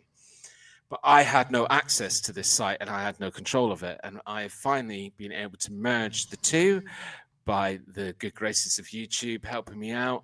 And so I now have access to both all the official stuff that gets uploaded and the stuff that I've loaded up there. So I've loaded a few promo videos just in the last week or so, just to talk about the album, share a little bit about what it's about. But I'd love it if I share the links tomorrow in the description. Please come back and have a look and click on them. And please subscribe to my Space King channel. I've only got 26 subscribers at the moment, but I would appreciate the support. But if you want to check that out right now or right after the show, if you go to the Vault community channel, I did share a link to the video the other day, and that'll take you to the YouTube channel. And then hopefully you'll be able to get the details of where to find the music online. In chat, Chris has said, what music do you make, G? That's a bit of a hard question to answer. Well, can I Chris, play that a little bit? Can I play that a little bit right now? A little bit? The video? Yeah, just a little bit. Yeah, if you want to, yeah. Right, one moment. Just off topic, but you know, it's good. I like it. This is a bit of a spoiler alert for me because I'm due to listen to the album tomorrow evening with G Star. So, spoiler for me.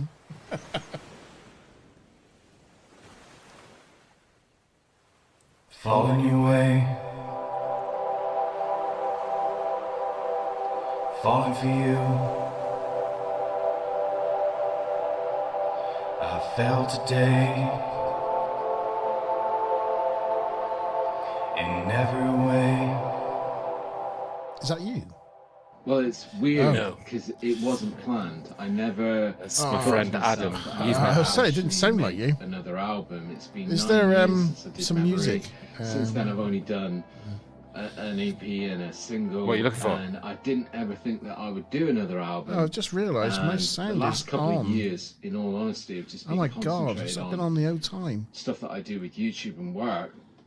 Oh, jeez. And uploading content. Hopefully, to YouTube that has nothing it's not been related too to my bad. music. Have you noticed any audio And problems? so No. that's what my life has been about for the last couple Are you of years. looking for where there's some music? However, a Yeah. couple of years ago, I did Just go to the start right to the writing end. There some might be some demos. music there, but I've only I knew shared they were little good songs, snippets and of music. I couldn't let them go, but under each track. I believe in magic. I know that it might sound pathetic, but I won't let loose. I'm gonna stay. Up, down, left or right. I no longer believe in magic. Oh, there was a little teaser there. There was a little There's a teaser. little teaser, but it's something that I talk about in the interview that I find it hard to describe my genre. When I uploaded the album, you know, one of the things you've got to do is you've got to put what genre 1 and genre 2 that you feel that you fit in. And that's like asking me the hardest question ever, because I was like, oh, well, what is it? Is it hip hop? Is it dance? Is it blues? Is it country? I don't know. Is it pop? So it's a little bit of everything. I am the best way to answer your question, Chris, is I'm eclectic in the style of music that I do. Eclectic, yes. Yeah. So, Chris gave me a heads up on his goblin story. So I found something after he gave me a search term to look up. So I am just gonna bear with me, folks. I'm just gonna go back to the shot with the chat. There you go. And present. Tired Time Lord just said in chat there, I just looked you up on YouTube Music and you popped up. Hey, excellent. Yes, so cops abandoned a police station. They claimed that goblins were terrorizing them at night. It's not good, is it? Officers stationed at a police station at southwestern Zimbabwe. They abandoned it, citing nocturnal harassments by goblins. The male officer at the Zimbabwe police station in Bulilima, a district of Matabeleland, Southern Province, claimed that female goblins terrorized them at night. Female goblins. Oh no. Mabed Nugulani, a local councillor, said, according to Site Zimbabwe, we built a police station for the officers, and initially they patrolled in pairs. However, they haven't been able to stay for extended periods. They described being harassed, bodies being violated, doors opening on their own, and things climbing on the roof, making it impossible to sleep. Nicolani reports. Well, you shouldn't be sleeping in a police station, should you? They should be working. That's why they're getting the whole policing wrong. You don't sleep on the job. What do they mean by that's a bit bodies being violated? I don't know. Like, I think, you know, it goes doors are opening on their own. Okay, that's one thing. Bodies being violated is a bit of a step. Like that's a totally different ballpark there, isn't it? It's like, what is, you know? Think about what would have to happen to be able to say your body is being violated. Bodies are being violated. I did say that earlier that the goblin legend in Africa was related to sexual predation. Mickey is listening to Disappear. He's giving it a thumbs up. Yeah, it's one of my faves. One of G Star's favourites. Police officers from nearby town of Plumtree withdrew the officers from Gwambi Station after meeting with the officers and the village heads so as not to endanger them further. Oh dear. There they are. That's the goblin attack in Zimbabwe. It's not going too well for the human team. It sounds like we'll have to look into this a little bit more and see if it's a history thing, whether it's been going on throughout the ages or whether it's a modern thing that's coming up in Africa. Well, I say the Koloshi? I don't know. I don't know how you say it. But they are an old African legend. A bit like the Loch Ness Monster, I guess, or something like that. It's like they've been around for a long, long time. I would guess that the E is silent, so it's Tokaloosh. Tokaloosh. As I said it, yeah. I don't know why the E would make the O an U. It just seems weird. I don't think it'd be Tokaloosh rather than Tokaloosh. Tokaloosh. You can never assume though he's a silent. So I said to you before we were off air that I had a couple of Bigfoot updates as well, because can't have an episode without talking about our hairy furry friend. Bigfoot. Or Sasquatch, as I prefer to call.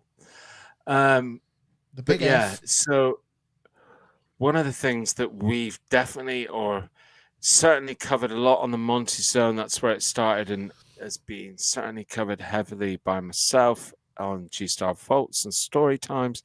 But we've talked a lot about the Patterson Gimlin footage, kind of like the Bible and where it all started. And I wanted to share because we've basically on this channel before we've shared some of the stabilized improved versions, but they've continued to improve it. And on a lot of the previous stabilized version that we saw, you always had to see it with a funny line in it because that's where it was stabilizing it. But they've come up with they've continued to work on it. This is a HD high definition stabilized version. I just wanted to share it. Videos all lined up ready to show, but I just anybody that loves the evidence, it's really great to see in this form.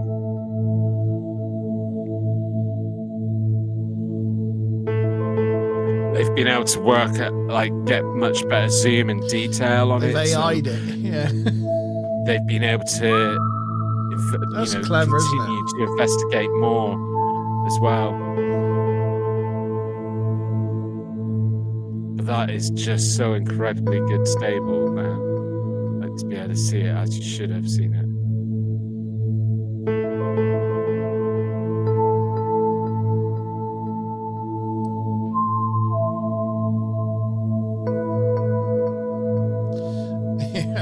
It's quite amazing, actually. It's just technology. It is incredible, isn't it?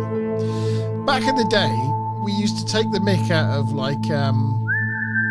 CSI when it zoomed in on images and did enhance, and it was like, yeah, right. You can't enhance something. There's only so many pixels in it. Don't be stupid. That's ridiculous. Your super enhanced tool. Now we are in 2024, and they can literally do that now. They can take any old bit of crap photography and go process it in AI, extrapolate everything that should be there, and produce a HD 4K bloody image of it. It's unbelievable. Yeah. So I was wrong on that one. I'm getting a bit of feedback. Oh, yeah? Yeah. Do you know when you're on a phone sometimes and you talk and then your voice comes back at you? Well, that's funny because I've turned my speakers off now. Somebody else getting feedback. But yeah, I just thought I'd share that with you because, whether it's been done with the assistance of AI or just videographer Can you play it again? Going at it. Can you play it again? Yeah. 2 seconds. Only because Chris said, look at the background. Smiler's telling me there's no feedback on the streams. That's all right. Yeah, well, actually, I need to, just before it starts playing, I need to look into this because connected to where I found this update, there's people now making claims that they can see another Bigfoot in the background that was kind of a little bit more hidden. But I haven't read into it enough, don't know enough about it to answer any questions about it right yet, but it will be something that I'll look into. don't know if you just pause it. Oh, I can pause it. Nope, didn't mean to do that. There you go, Chris. What sort of things are you talking about?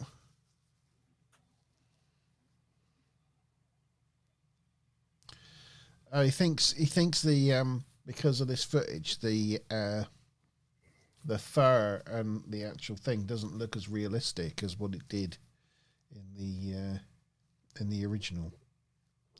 Do you think? Oh, I don't know about that, because what I think you see better on this version is you can see the patches of like where the skin protrudes. Like there's even a bit where the elbow moves, and it almost like the hair's a lot thinner around the elbow, Take the or just off. above the elbow.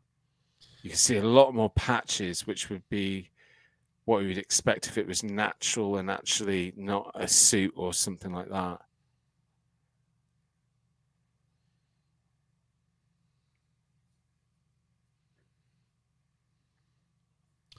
I don't think you can see muscle because of the I can fur. see the muscle. I don't know. You can certainly see the breasts, or what seem to be breasts, a lot more prominently. I get what he's talking about, because that's one of the things that goes to play in the footage's favor of the Patterson Gimlin footage, is the fact that there's muscle tone that you can see, and that wasn't something that could be created by suits in that day and age in 1967 when this was filmed. But I'm still seeing what I've always seen. I don't know, because I've seen it bigger, if you know what I mean, like close up. It's very clever. This is a different version. This is kind of what we've been used to in the past, though. Yeah, which is there. a bit distracting. Yeah. Anyway. Yeah. So I just thought it was worthwhile sharing the update. No, it's really interesting. It's really good to see. People are still investigating. Another the whole creature thing, top still right, said continue. Smiler Rainbow. Did you see the creature in the top right? I'm gonna have to share it again. Yes, I actually. That's my best guess as to. I said earlier on that. Just bring it up again. I said earlier on that I haven't read into it, but yeah, it's just behind a tree. Let's see if we can see for ourselves.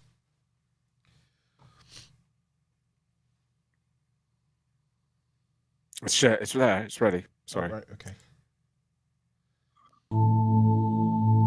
Hang on. Just pausing it a minute and turning the sound off. I'm just going to put us back into full screen mode so you can see, so the guys can see it a little better. Top right. Oh no, I can't point. I'm pointing. You can't see my mouse on it though, can you? Either. Over there. Oh, No, here. It's here. Right about there, above. Between the two sort of trees here. behind the tree, yeah. There. But I'd need to look around it closer. Oh, that reminds me. Actually, I was just watching one of Ben's videos the other night. I've not got around to watching any of his stuff for a while, and he does this stuff some of the times anyway, where he adds like, atmospheric music, like I do, like a lot of people do, into his videos. So you hear like all these sort of different clicks and thuds and various things that are part of the atmosphere sound. Anyway, I'm watching one of his videos. He's out in the woods, and I hear this knocking, and I'm thinking, is that effect that he's added? Is that some atmospheric music? So I asked him in comments, and it turns out it's not. And he was like, I didn't even hear that when I was editing and I put all the time indexes on there. And I said to him, I've just got my studio ears still on because I've been doing a lot of mix down in the last couple of months of the album, and like listening for every tiny little click and clack. So I heard these sounds, and I was just like, I've got to hone in on that and turn it up. And so now he's going to look into it a little bit more. But it's a bit similar where you're not expecting to see something, and then just something pops up out of the blue. But I'll have to look into that footage a little bit a little bit better. Yeah, maybe we'll discuss it on a future. Yeah. Well, we're due to. It's been a while since we've done one, so yeah, might be nice to have an update. Yeah. But on that note, so one last Bigfoot thing that I've got to share. This was news to me. Apparently, it's quite recent, and it's only come up here in 2022. But the photograph was taken, if my memory serves me correct, apologies if I'm wrong, but I think the photo was taken in the 90s or the late 90s, but it's only just come up in circulation now. I've got a quick little video for you guys to watch. I'm not going to watch the whole of it, but yeah. Oh, no, that's not what I wanted to do. Let me know what you think of this. This is penned as something to rival Patterson Gimlin footage.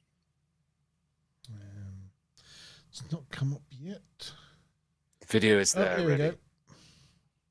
Wilderness of the Lewis River region in Washington state, a man embarked on a journey that he said would forever alter his perception of the natural world. Armed with nothing more than a camera and a backpack, this explorer set out into the remote wilderness. Sorry, what'd you say?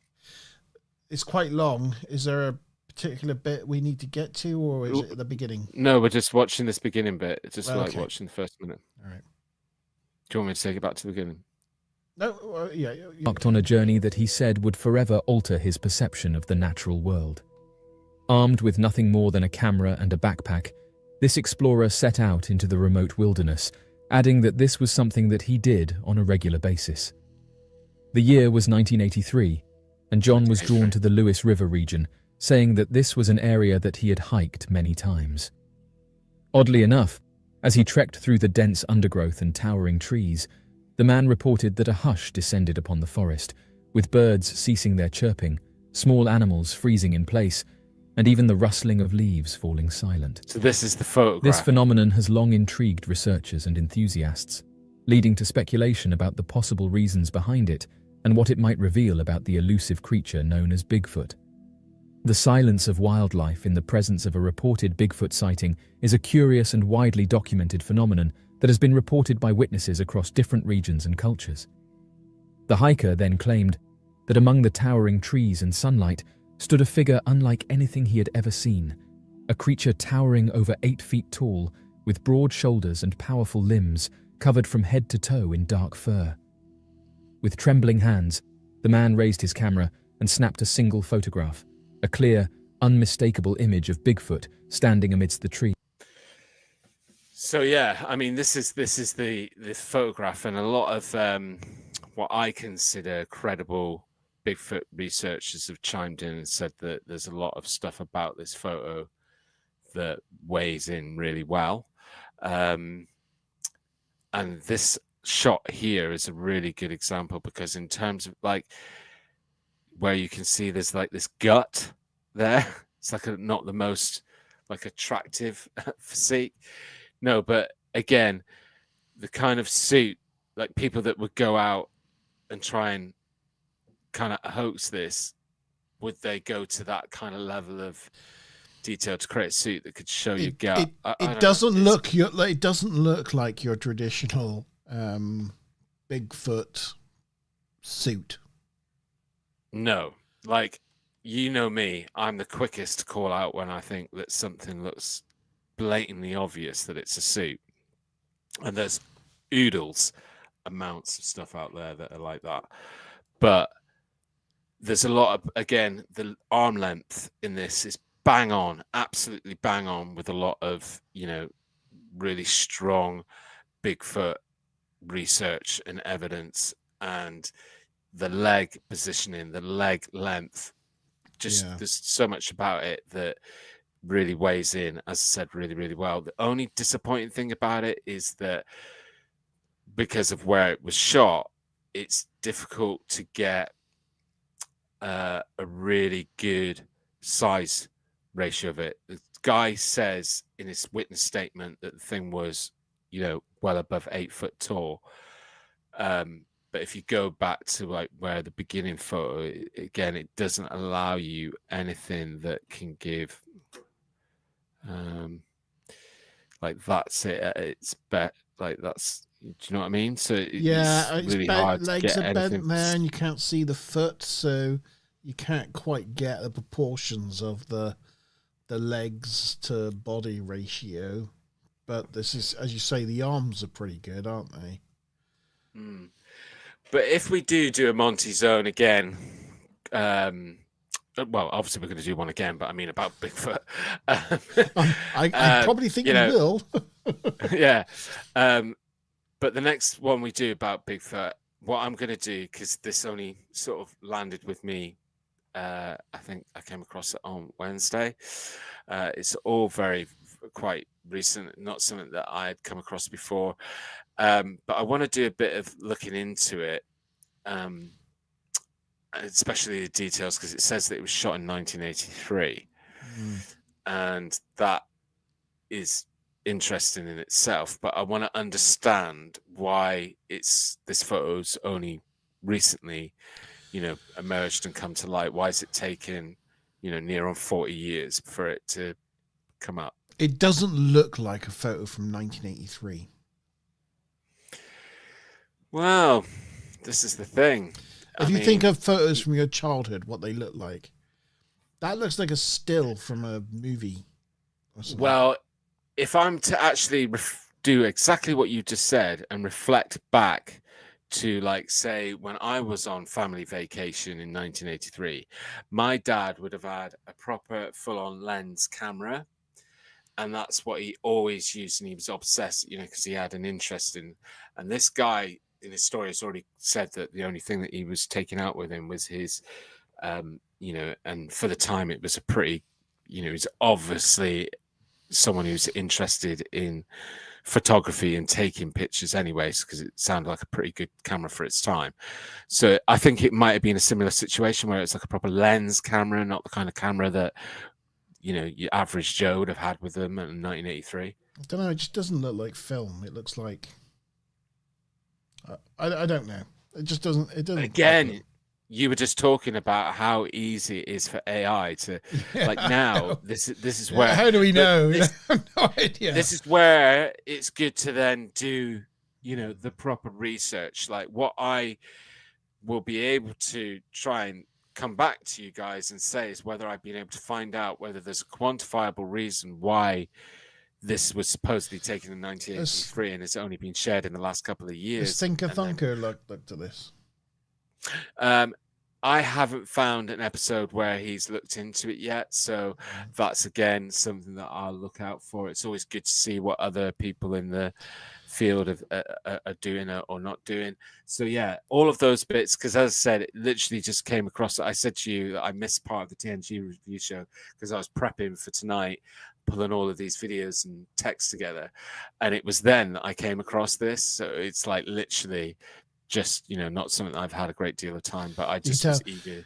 This is the show. This is the show I don't do much for, and I do a little bit of research and a bit of reading, but not a lot. But G goes in the whole hog, where I concentrate on the TNG reviews.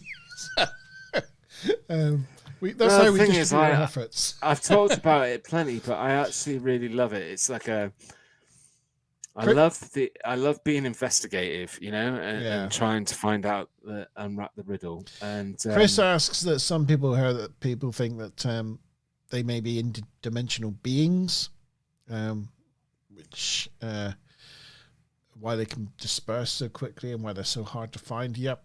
Have we done a show on that? Yes. Yes. We've done a number of Bigfoot, we've brought many of the different theories because yes, you're absolutely 100% right. There are lots of different people out there with different schools of thought. I think it's fair to say that you're not a proponent of that particularly, are you, G? What, of it being interdimensional, not a physical, biological? Look, it's my preferred. It's my preferred thought, but I think G's not so keen on that one. I just, call me like a fence sitter, but I don't want to say that it's beyond Like it's something that does interest me, and that I then continue to look into that and research various different people's evidence and theories on it. It would go a long way to explaining a lot of things that we see in the cryptid world, especially when it comes to hairy people, as I like to call them, because you've got the Yeti, you've got the Yowie from Australia, you've got the Alimast from Russia, you've got the Sasquatch from the US. It would go a long way to explain why these things are seen and captured all over the world. For sure, but there's an element to me that doesn't want to admit that it's not within the realms of reason, that it's something that's biological. Only again, just this week, some camera, a cam footage has been shared, like a hunter's camera or a camera that was put out in a woods, that has captured a dodo on it, a bird that was Really? meant to have gone extinct 300 years ago. No. Yeah, and they've caught it. It's like literally, there's like a squirrel or something in the background, and then this dodo just walks across the front of the camera, and they're like, "That's a bloody dodo." And so, you know, yes, we are this advanced culture right now. Yes, we have things like IE and AI and technology and things like that.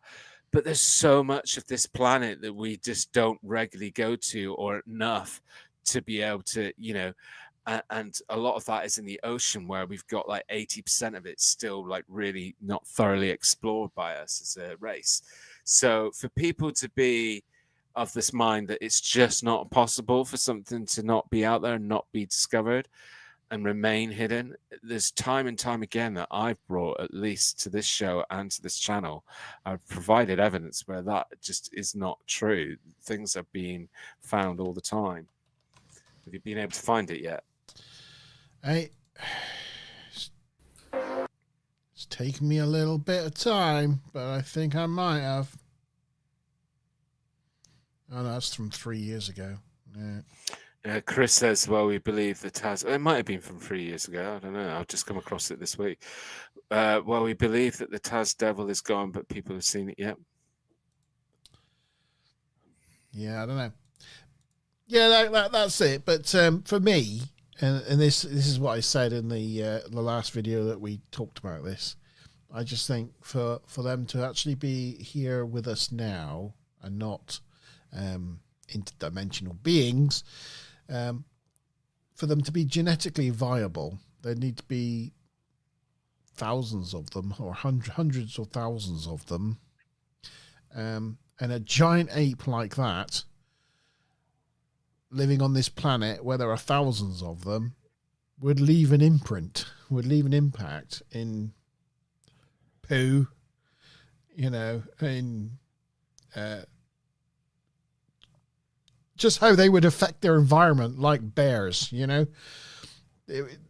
There's no way of getting around it. They would, you know, their nests or whatever, like they would. And the fact that we've never found anything, or debatable whether we've ever found anything, just suggests to me that if they are out there, if there is something, then the interdimensional being thing makes more sense for me. I can see what people would say that, but again, it's like, you know, the things that are brought to the table about, like, you know, the extremely large chimpanzees that they discovered in Africa that were a myth for hundreds of years, and then they've now been able to finally prove that they that do was exist. Also kind of like a news thing. They weren't. They were slightly larger chimpanzees, and they were slightly larger chimpanzees that were living in communities of chimpanzees. So you can't. Yeah, but they don't live like chimpanzees because they live on the ground. Yeah, but still in an area where a lot of chimpanzees live. So a slightly different Yeah, version but of it's like saying chimpanzees living living in a Homo forest where sapien and Neanderthal are the I same know, thing. but a slightly different version of chimpanzees living in a forest where chimpanzees live are different to differentiate. You can't like differentiate one from another because you're looking at a similar creature. If someone sees a Bigfoot in a forest in the United States, it's going to stand out, and its pattern of living is going to stand out. It's a different thing. But it's the way that people think, because we're talking, and again, I guess the reason why it's so popular more so in Northern America or in places in the world where we're faced with wilderness that I think some people, like a lot of the people that live in France, Spain, England, and they've not traveled the world greatly, and they don't know,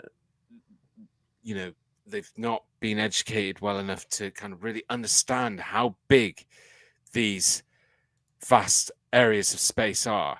The fact is that they're so big, they're so dangerous that people can get lost in them quite easily. But there are areas of them that are not touched by humans or walked on or stepped on for hundreds of years at a time. Even in the US, even in the north, there are places within the national parks there that no one has actually walked on there for probably the last 50 years. That's how big of expanses of space we're talking about. And people do go out into these great expanses of wilderness. And they go out to enjoy nature. They go out to ride a bike. They go out to photograph. But they don't go out, the majority of them don't go out to film or capture Bigfoot on video or camera. So if you were out on one of these walks and came across this bloody 8-foot hairy creature, do you think the first thing that you're going to think about is, I've got to pull my camera out, take a great, awesome picture or awesome video, then I've got to get DNA evidence, then I've got to get whatever, blah, blah, blah, or would you bloody turn around and run?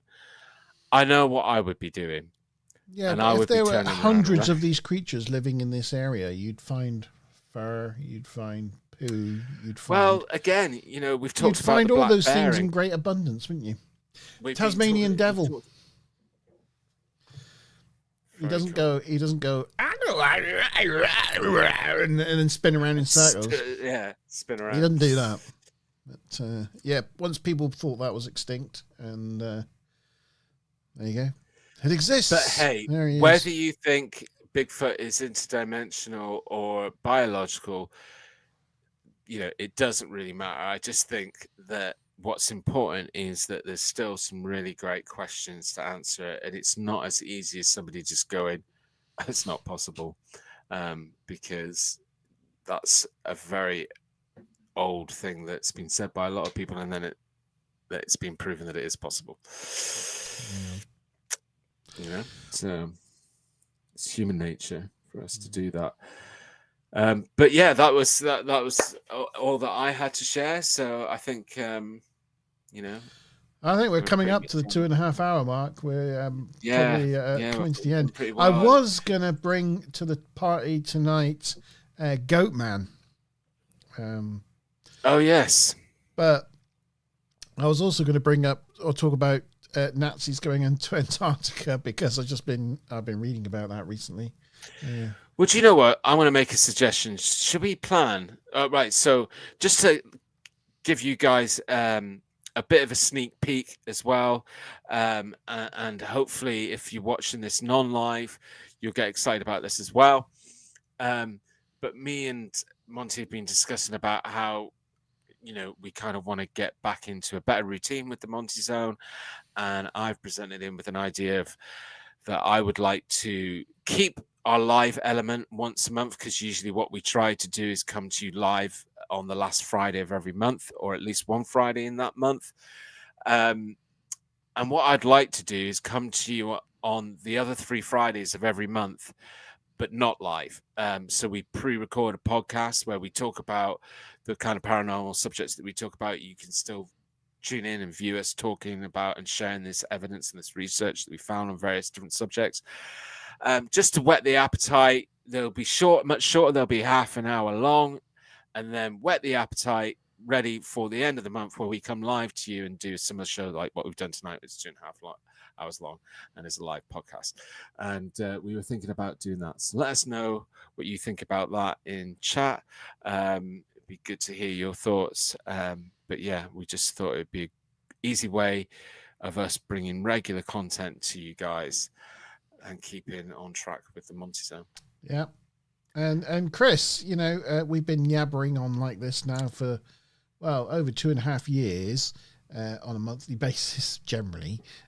So feel free to go back and listen to some of the old Monte Zones.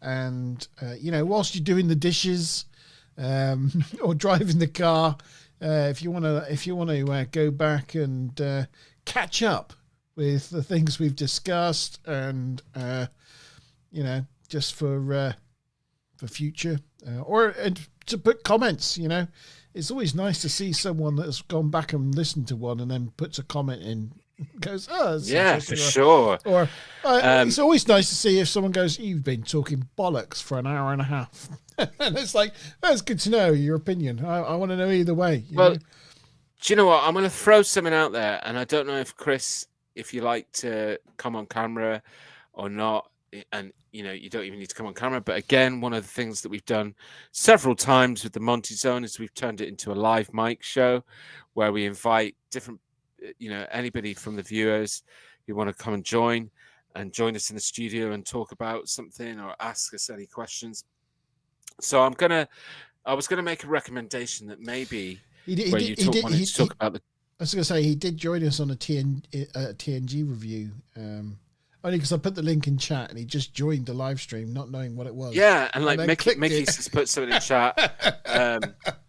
Mickey's joined us in the past before on several occasions. So, yeah. But here's my thing that I want to suggest to everybody, and that is the next Monte Zone. We do it called so you can talk about the Goat Man. We can talk about the Taz Devil a little bit more. We could talk about the African goblins. We do one that's called Cryptid Crazy. It's the Cryptid Crazy show. Right. And it's a live mic show as well. So we invite anybody to come along and talk about any different type of cryptid. I'm going to reach out to the guys from the Unexplained Files UK because I know that they're big dogmen enthusiasts and know quite a bit about dogmen, whereas it's not something that I know too much about. So I invite them along to maybe talk about what they know about dogmen. You can talk about Goatman, Monte, and maybe Chris can join us and talk a little bit about what he's seen or read about the African goblins. And yeah, we can have a Cryptid Crazy show. Yeah. Okay. Sound good? Yeah, that sounds good. Yeah. That's good. Perfecto. That's July. Anybody that wants to join us can join us. That'll be in July then. So the Monte Zone in July, we're talking cryptids. Yeah. Cryptids. Yep. Just for the channel, just a little bit of admin for the channel. Just let you know that there will be no Monte Zone. No, there'll be no TNG review next week. This week was the second to last episode of season 7 of TNG. We've now got a week off, and then the following week will be All Good Things, the last ever episode. And I am so incredibly sad because I was planning to join the guys in the studio for the iconic last show of TNG, but I'm going to be flying to Spain. I'll already be in Spain at that point, 2 days earlier than Maz and McBob, who's joining me over the day after. So, yeah, gutted. Well, unfortunately, this Wednesday, I can tune in from Spain. This Wednesday, 2 of the panel couldn't make it, and it's Smile and Rainbow's birthday, so don't really want to be doing a live stream. Yeah, I was expecting you to put it back till, because originally when you discussed it, when I popped on one of your shows, which one was it? I came on board for. I can't do it the week after because Maz is not here, so it's like, well, it's. Yeah, I thought you were going to do it like early, like mid-July. No, I can't wait that long. I thought you were going to take it. God, can't you? Not No. even for me. No, sorry, no. But right, you fair can enough. join us on your mobile phone from Spain. It'll be fine. It's okay. I'm ahead of you. I'm ahead of you anyway. I'm at the end of season 2 or the beginning of season 3 of Deep Space Nine already. Well, we've got the films to go now, and then Picard. So that's where we're going on that. So that's going to be fun. We'll see. It's going to be ace. It's going to be ace. I'm going to join you for Picard for sure. I'm going to come on as a Patrick Stewart expert Oh, well, that'll be good. I'm looking forward to that. because I've read his book from back to front. Cool. I am now an expert. An expert. On Patrick Stewart. That'd be good. Yeah. So TNG. The end of the TNG review show in 2 weeks' time, or 1.5 weeks' time now. Join us next month in July for a cryptid special. That'll be good. So thank you to G-Star for joining me this evening. Always a pleasure. Always a pleasure, never a chore. Thank you for everyone in live chat that's joined us and contributed. You guys are what make this show what it is. So yeah, we really appreciate you. So thank you to Mickey. You're the real stars of the show. Thank you to Chris. Thank you to Smiler Rainbow. Thank you to Tyler Time Lord for coming in from the US. And thank you to Sean, my co-host of the TNG review show. Thank you, guys. Sorry, Andrew, if you're watching this back, you couldn't make it this evening. But, thanks for your message. Thanks for your message. I'm sure we'll see you. We'll see you again soon next week. There'll be plenty more, and if we get to that plan that we talked about, there'll be loads more in the future. Loads. So much we'll be able to cover. So much. I'm looking forward to listening to G-Star's album tomorrow. Everyone else, you can go check it out on his channel and subscribe, like. Well, it's not ready yet. It won't be ready for everybody notification else to listen to the 28th. So you're getting 28th. It's coming. Yeah. The one thing I've done this time, which is very different again, is I've not really shared it with a lot of people. There's actually, when you listen to it tomorrow, you'll be the 4th person in the world that's listened to it. So only 4 people have listened to it. So I kept it quite close to my wraps, which I've never done before. I'm excited. I'm excited. Okay. Well, thank you, everyone. We will see you next month. Have a great weekend, everyone. Cheers.